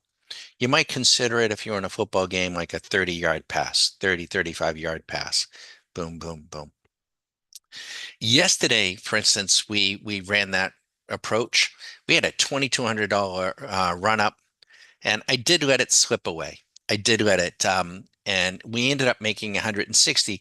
I tried to turn a 35-yard pass into, a 90-yard touchdown. And it was at the beginning of the week, and I honestly, it was a bit of a brain fart. I kind of forgot it was the Thanksgiving week, and I should have been more aggressive on the trade. We made 160, but we had a drawback. This morning we came in and tried to do it again, try to get a 30-yard pass, and we didn't get it. Um, and so what we did here is to turn a draw on a play that we like to run point and figure chipper, and we're playing it just to the short side. I'm going to try to, 3 or 4 yards, boom, 3 or 4 yards, boom, 3 or 4 yards, and get the job done. I don't think VectorVest does spend 3 weeks of their time with their customers. Yeah, but you know what? Um, they probably can't. They got thousands and thousands, and um, they're a different approach. And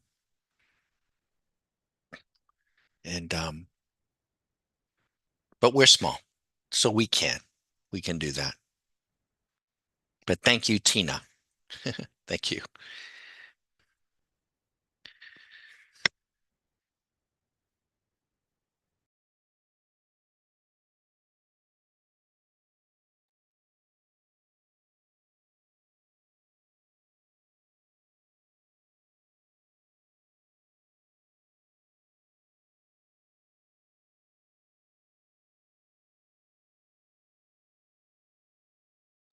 This is typical market action in front of a big holiday.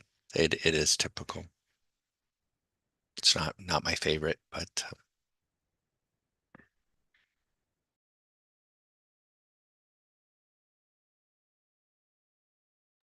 don't be surprised though.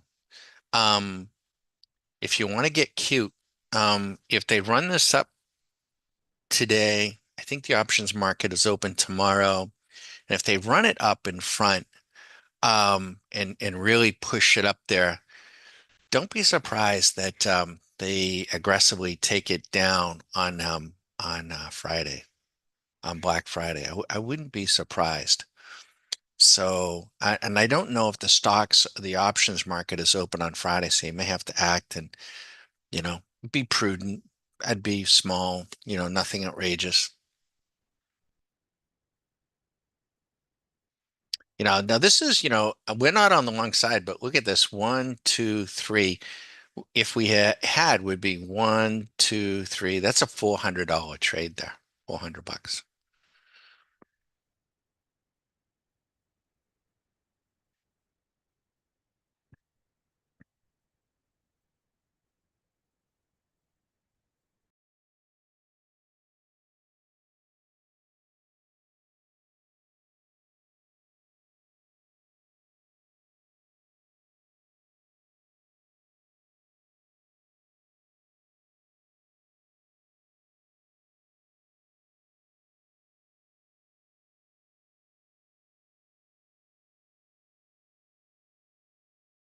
You have any questions, don't hesitate.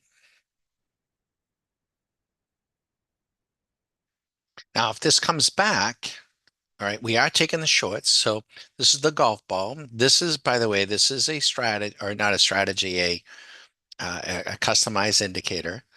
This golf ball is ours. This is ours. If this green dot comes down and hits this red X, the red X will become a green X, and the golf ball will turn red, and we'll get a trade to go off. And there it comes. Boom. There it is. There's the green X. There's the red golf ball, and the trade went right in. I didn't place it. The machine placed it. The risk we have right now is that she continues up and we would lose $300, which would suck, but um, that's the risk. If we can come down, the way it's set, the max profit we can make is 500. That's where I have it set. So we're kind of grinding it out. Probably going to leave some money on the table. If we run up 200, we're guaranteed to make 100, right? So it's going in our way right now. Now the maximum risk right now is 200, not 300, but 200. So it's the risk parameters and are adjusting. Again, I'm not, here's the mouse. I'll leave the mouse up here. I'm not placing any of the trades. So you can see not a sleight of hand. Not all your brokerages are going to allow you to do this sort of, robotic trading. Not most, but some countries won't let you do it, which is unfortunate.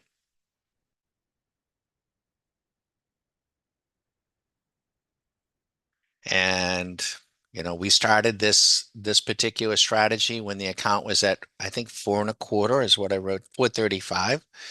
So 535, 635, what we're up, what, 250 some odd dollars. Has set the world on fire. If you make $250 a day, don't have to be trading the NQ. You could be trading a couple of other markets, get your money in. And if you have the patience to do it for 20 days, 200 would be $4,000 a month. 300 would be $6,000 a month. That wouldn't be bad.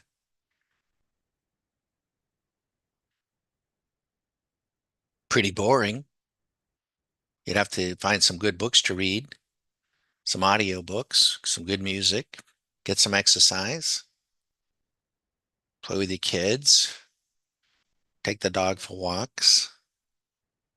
You want to be nearby so that if the power goes down or, something crazy happens, not too much going to happen, but you want to be prepared. I'm not suggesting that you leave, put the trade on and go to work necessarily. Although there are some tools that you can use that we can share with you to, get the most out of your day and the most out of your capital. Now I could intervene, right? I could go up there and grab that $95. I'm not going to, but I could. You could.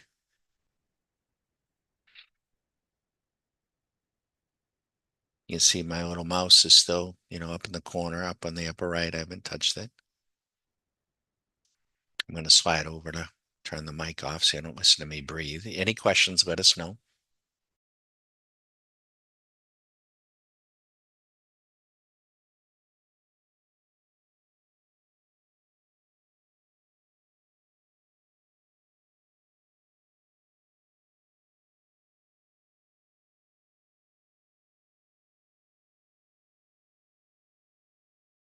Now, because I've set a trailer at 2 boxes, which is $200, once the profit hits 200, if we trail back 50%, which would be 100, there it is. So now we're guaranteed to make $100. So no stress, no stress. I'm guaranteed to make 100. And if it continues to fall, I might make 500. That would be fine. That would be a nice way to go. So we've given up on trying to throw the ball 35 yards downfield. We've given up on trying today, right? Other days we might. Boom, there's the trade, right? She trailed back, we made the 100. So we started, we're up. Let's see. You guys can probably do this in your head, but I'm gonna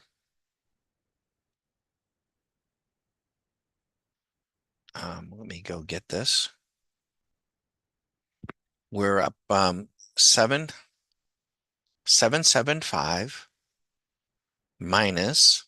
We turned this on. We were already up 435, which was another. We're up $340 and in an hour or so. And I think we've had like three trades, 340 bucks. So if you were able to do that 20 days out of 24, that's $6,800 in a month. Would that work? If that's too much and you want to trade a micro, you could do exactly the same thing. And instead of making 6,800, you make 680.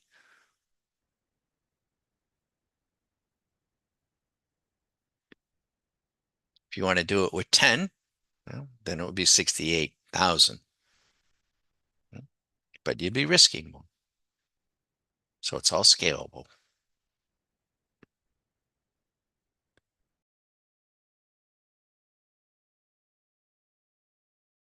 Now, if that red dot, which is where the price action is, if that red dot overtakes that green X, the red dot's going to become a green dot. And the X is going to adjust below three boxes, and it's going to be a red X. And then we will be in position to do what? To short it again in another few minutes, maybe. Is this boring or what? How boring is this? All right. You don't have to invest in a storefront. You don't have to pay any employees. You don't have to travel. You don't have to do any reports. You don't have any conference calls. You don't have an HR department. A beautiful thing. You don't have to listen to any economic mumbo jumbo. You're not chasing moving averages and stochastics and MACDs. You're not chasing candles. Are you kidding me, Bagger? No, I'm not. Now, we don't show this every single day because it is so boring, right? We like to show a little bit more, a little, but it's okay.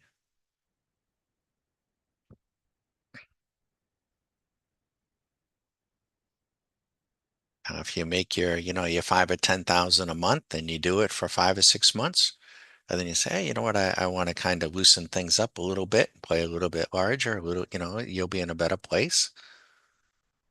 I would hope.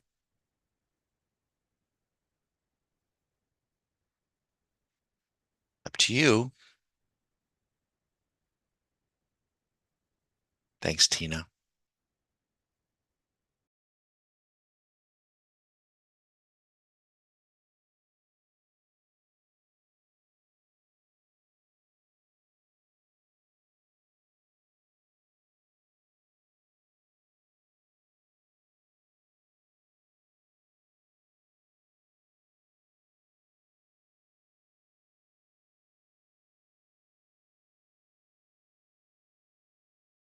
When we set these types of controls, these profit targets and trailers and other filters, other things, um, it's kind of playing defensively, right? So I used to like to play baseball. I wasn't very good, and I can remember one time um, I felt like crying. I didn't cry, but boy, I felt bad, and I was young. I was like 12 or 13 years old, and the field we played up north and it was all rutted. I get all kinds of excuses, but the baseball field's not like the baseball fields down here in Florida. Like I only wish I grew up down here. I mean, they're like a golf course, right? They're gorgeous and the ball rolls true. When we played baseball up north, the particularly the outfield, but even the infield was pretty, th those fields would freeze over with snow and ruts, and kids would be walking to school, and so there'd be footprints and everything. So when the spring came around, the field conditions were garbage, and I'm making excuses, But I can remember one time when I was young and I loved the game, and I went to field it was a line drive to out the outfield, and I bent over, to field the ball, and it hit a rut. That was my excuse, but it did hit a rut, and the ball bounced between my legs. It bounced over my glove, cut between my legs, and a couple of guys scored, and it was a close game. And I felt just, I had to turn around, embarrassing. There was a crowd there of parents and whatnot. I had to turn around. And you look stupid, right? You really do look stupid. The ball gets past you, and you just feel terrible. You come in, and there's an old saying, there's no crying in baseball.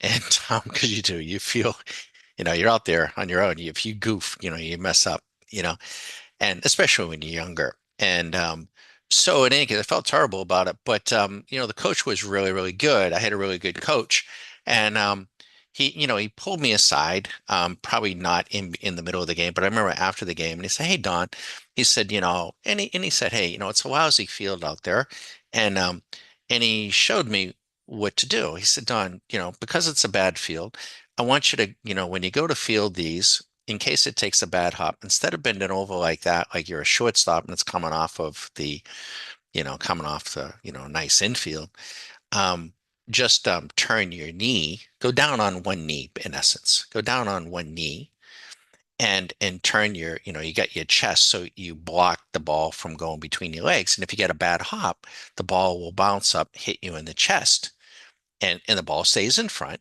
and you can still make the play." I'm like, "Oh, okay." I didn't know. I did not know. I hadn't been playing long enough to know. No one had ever shown me. I didn't know. I never had another ball get by me. You know, just a simple little thing. And I went on to play, baseball, and nothing, I didn't play in college or anything, but played on some decent teams. But it was just knowing um, what to do, so to keep the ball from getting past you. We're going to be with you for 3+ weeks, not just on point and figure, not just on time, not just on futures, not just a lot of it is keeping the play, the trade in front of you, right? And now you're not going to probably, you're not going to be able, that's the other thing too about baseball. You know, I think, in the beginning, like, oh, I'm going to throw him out. I'm going to throw the guy out. No, you're not. Not every play. He is going to get a base hit occasionally, right? But keeping the ball in play, whether you're in the field or even at bat, when you're younger, look at this rundown, by the way. Now, this looks terrible, right?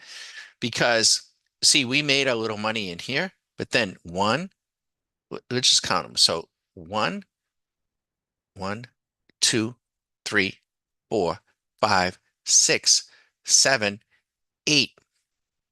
That trade, if we had not trailed out, we would be up $800. Right. But but because we agreed, I didn't discuss it with you, but because I put on that trailer to keep the ball from getting past me, a shop reversal, then I made a little bit of money, but I didn't get the big run. And of course, now they're going to run, right? Now they're going to run, right? They didn't run all morning, and now they're going to run. You know, maybe, we could still potentially come in but I don't want to. I'm going to stay with the game plan, but and try to throw for 30 or 35 yards, that sort of thing. But I equate it to sports. Same thing when you're in playing baseball and you're younger, you get up to bat and you're swinging at every pitch. Every time the pitcher throws, you're swinging. And every time you're swinging to hit a home run. When you get older in baseball, you learn not to swing at every pitch. You might even want to take a pitch. You might even have to foul one off. You know you're not going to get a hit, but you have to spoil the pitch and you can foul the thing off. And the idea is you staying at the plate longer. The pitcher will get tired and hopefully, he throws you something that you can hit. Same thing here. Same thing, right? Now watch. watch. Now we're still had a good afternoon together, all right? So we're not gonna, woulda, coulda, should have. We do this every day, so we get our share. But and I'm going to be wrapping up shortly. But let's just go ahead and highlight the NQ here. And so now we can see. Look at the 5 minute on the NQ at 220 here, right? Just a minute ago, confirming short. Now, I'm not going to take this trade because I'm wrapping up. It's late in the day here. We've been here all day. We still had a profitable day. Nothing wrong with what we've made. And even for the week, short week, we made we're good $1,000. Um, but we'll see what this does. Look at look what's happening up here. See this one here? This one here is also trying to, in fact, I should have made that one red.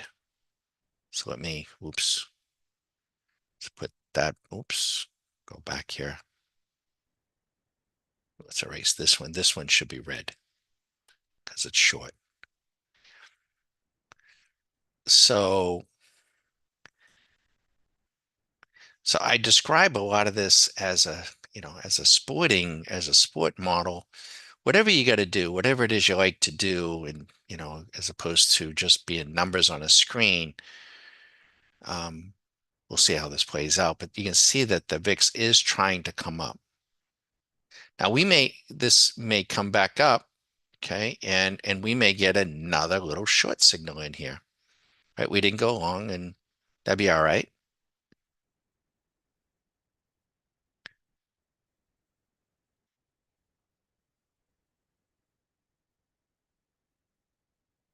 So over the course of 3+ weeks, we're going to get to show you a lot of different techniques, a lot of different things that you just may not be aware of, so that again, you don't get thrown out at the plate, or when you're up to bat, or the ball doesn't get past you, and you go losing 2 or 3 grand. But when you learn these lessons, you're going to have to implement them. you know I won't be with you, can't be every single day for the rest of your trading life. You're going to have to take the lessons and heed them and practice with them and implement them, and you'll develop your own style, your own trading personality. So if we think this is just a shallow bounce, notice it wasn't an uptrend and now it's saying downtrend. It's because there's a program running on this, not the strategy, but an indicator, and it's speaking to us. Now, if this comes down and takes this out, the golf ball will once again turn red. The green X will go up here, and what will it do? It will short again, and we'll probably get a nice run. There it is. Boom. There it is. There's the green X. There's the trade. It reversed. We're in another trade short. And if it breaks down really fast, it may not trail out. And oh, she trailed out again. All right. Dang it. Made another $150 or so, $100. Damn. Quicker than we could, right? Um, but that's okay. I mean, that's what we set up to do, right? So we went down on one knee. We didn't want the bugger to reverse on us, and so we got trailed out. That's all right, but we're still pretty good. So we started at 435. We're now up almost what five almost $500, 450 or so. We do one more, that's $500 a day. That's $10,000 a month. Mm. Mhm.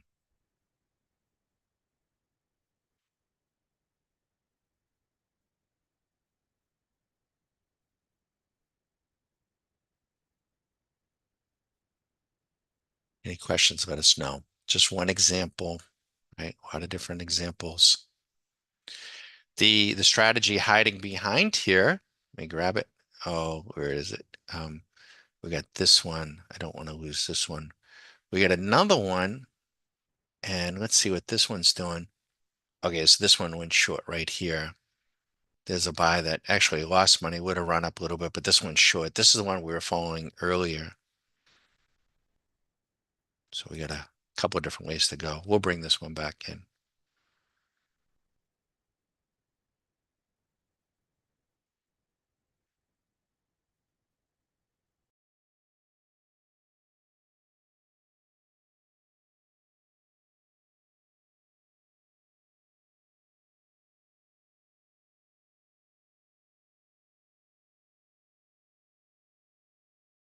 Now, what we don't know is this we hear this a lot is a person maybe in Q school or maybe a member and it gets short on the 5 minute and they take their money, they make their three, 400, and then in another hour, next thing you know, this one is up, three, $4,000. Well, how come I don't get those? Well, it's just because could be reacting to the money. Now, if you are reacting or you're setting controls to get, the ground balls or to keep the ball in front, and that's what you're doing, that's fine. Then, you gotta, you can't begrudge yourself if it goes on to make even more. You gotta be happy doing what you're doing. At least you're playing the game. You're not getting, a whole bunch of points scored against you and you're grinding it out. And if you're using the technology that's available to you, the programmability that's available to you, the coding that's available, you don't have to be a coder. We will help you code. We'll help. Well, let's put it this way. I don't teach coding, but we can code for our annual members. We'll try. Don't have a deadline. And so you begin to see something that you want. We can do that sort of thing. If this comes up now and takes this out, yeah, the golf ball will turn green. There'll be a red X here, and we won't go long. Looks like it's going to try to come up though, doesn't it? There it is. Golf ball is now long. If she can come back and fail again, we'll show it again. Well, it looks like it's going to probably want to run now, honest with you. But we'll see.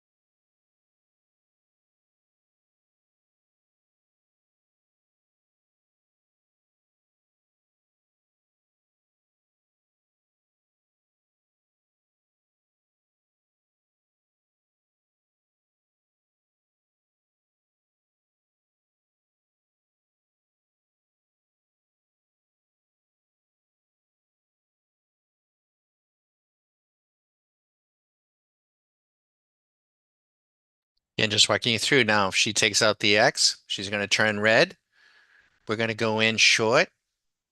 The green X will show up, which is the reversal marker. The risk that we have on once the trade is in, the trade hasn't gone in. That's one of the neat things about having a machine do it. I'm not like jumping the gun. I'm not swinging at the pitch too early. I'm not swinging at it too late. I can program the batter to hit it. Yeah. And if it doesn't present itself, maybe it presents itself later. I'll be better off waiting than swinging too early. You can see we got a pretty good support level right in here. See that with those little green dots too? There's a little support level right on. We're right on it. We can come down and break through here. Maybe we can say goodbye to that level.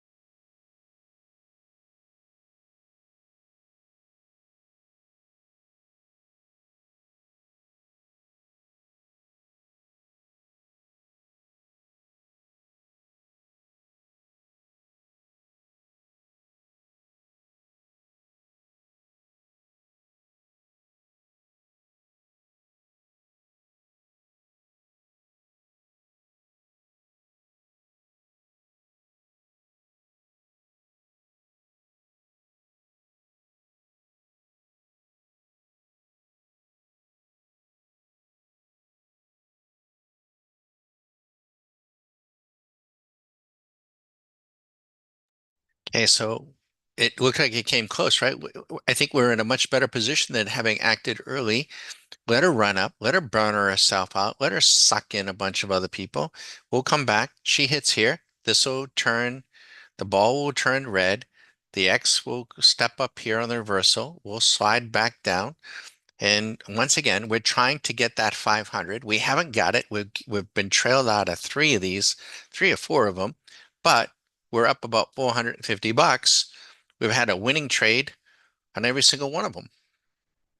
And I think we'll get another one here if she does reverse. If she doesn't, she'll keep going up until she does.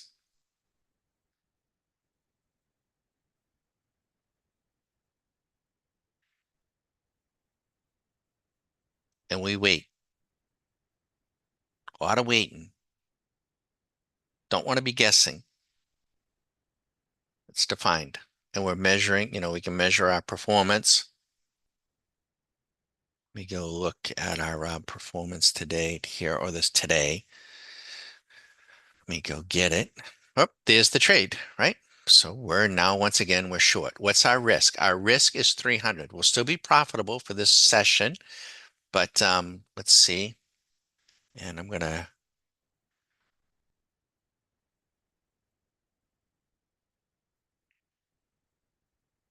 run a report here. So since we have today, we're up $880. Our profit factor is 3.44. We've had six trades. We've won on 83%. That's a beautiful thing.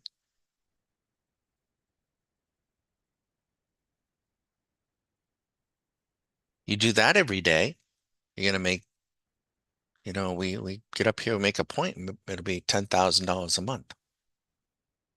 Pretty boring.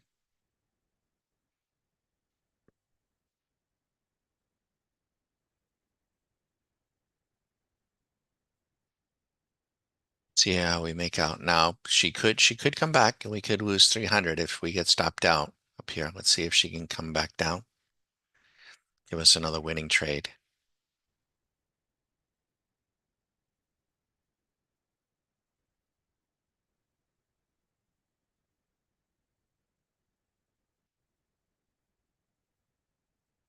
Notice the VIX on the 5 minute is now long.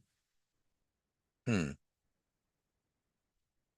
So this thing should break down. We'll see.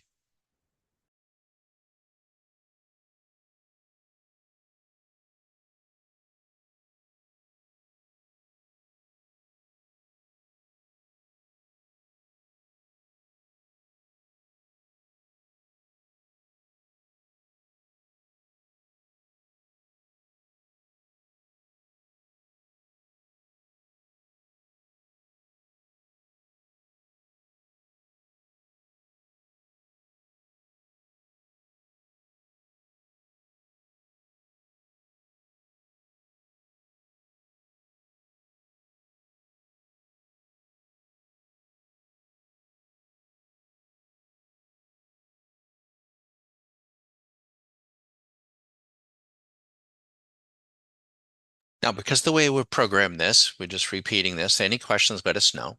We're only taking the shorts.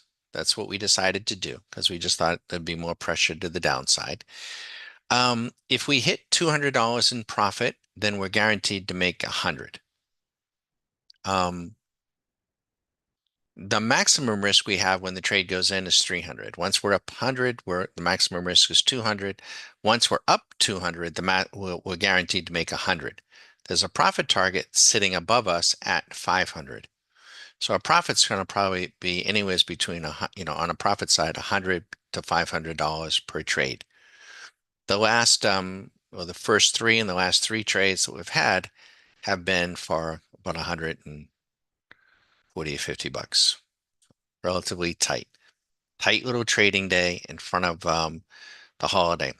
Hopefully this will be our last trade because we will need to probably turn down at 3, for better or for worse.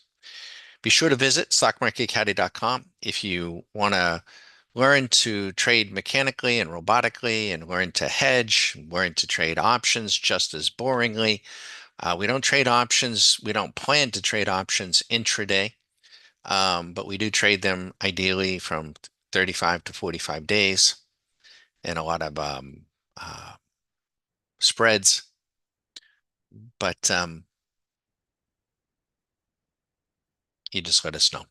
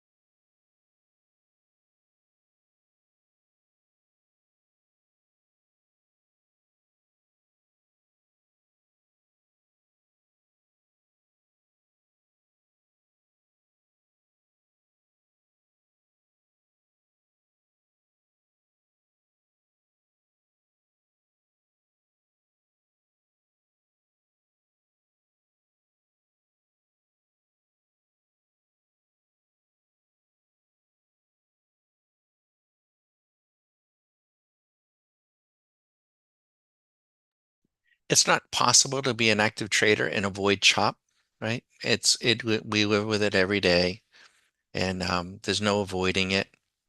It's always ever present, and it's just the cost of doing business. And because you can't know when the chop's gonna finish up.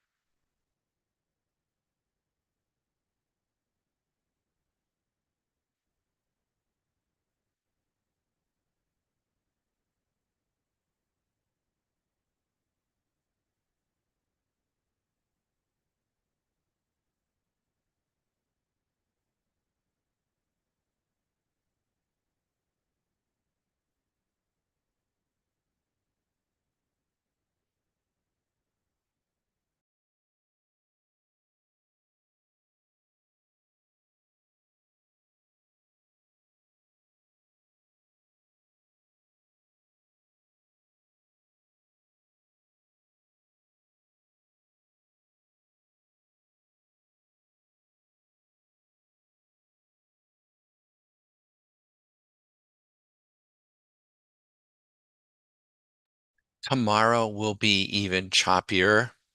I think it's a half day tomorrow. I could be wrong. We may be here a little bit, but tomorrow will be kind of I would guess, a sloppy little day. Friday might be a little bit better, but We came very, very close to taking a stop there. If we get away with this one, I will have felt good about it. Let's see if we can get another winner under our belt and quit while we're ahead. Very, very close to getting stopped still. I hope not, but very close. She goes long, she won't go long. She'll exit this trade, and that'll do it.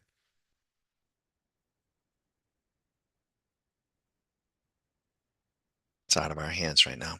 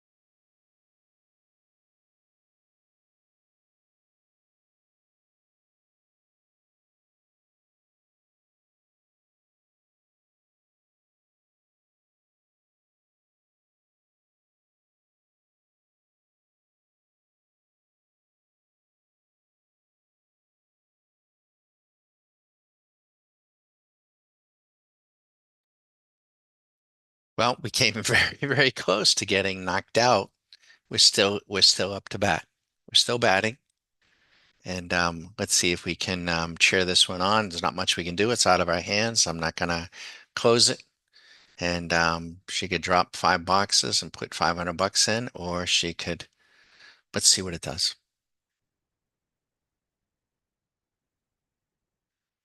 But I can tell you one thing is it isn't moving because of inflation, deflation, economic mumbo jumbo this, economic mumbo jumbo than that. She's trading with other machines. Right here, right now, on a bigger time frame, they're always machined. That's all it is. It's always been this way. The originators of fake news are the financial media. That's what they do to sell soap, pay themselves the big fat salaries. It's a charade. They're a charade.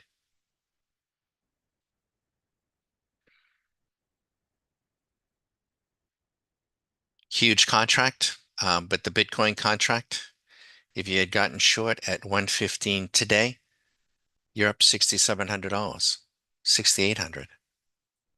That crazy? If you hodl your coins, you could have saved yourself that much value, value if you had known how to hedge it. But they don't speak to that at all. They don't show them that. They don't tell them that. They don't suggest that. They just tell them, buy the Bitcoins and, you can hang out with the pretty girls down in Miami drinking their Cosmos and all the beautiful people, right? That's what they do. They'll learn.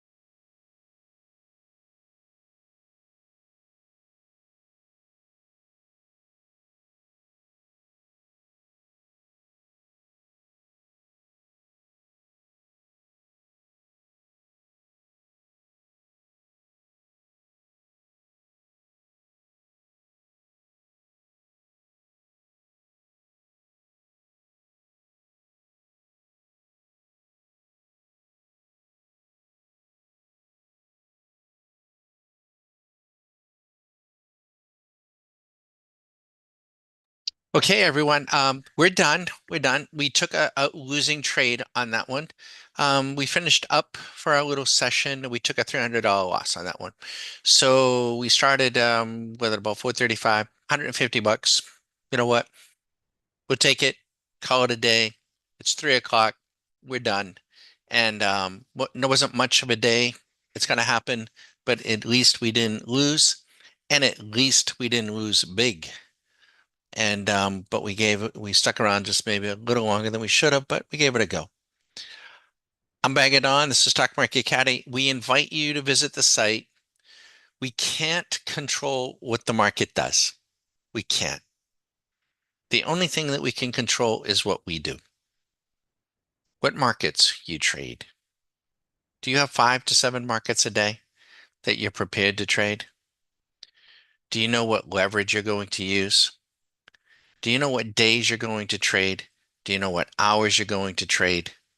Do you know what strategies you're going to trade? Do you know how fast you're going to run those strategies? How slow you're going to run them? Do you know where to place the stops? Do you know where to place the profit targets? Do you know how to intervene? Do you know when you'll intervene and how? Again, we can't control the markets, but you can control what you do, provided you learn, becoming aware of maybe some things that you don't know. To that end, that's where we step in. For 3+ weeks, we're going to try to make you aware of some of the things that we do. It may be unsettling to the extent that you may be learning, I didn't know that. I didn't know that. And you will know.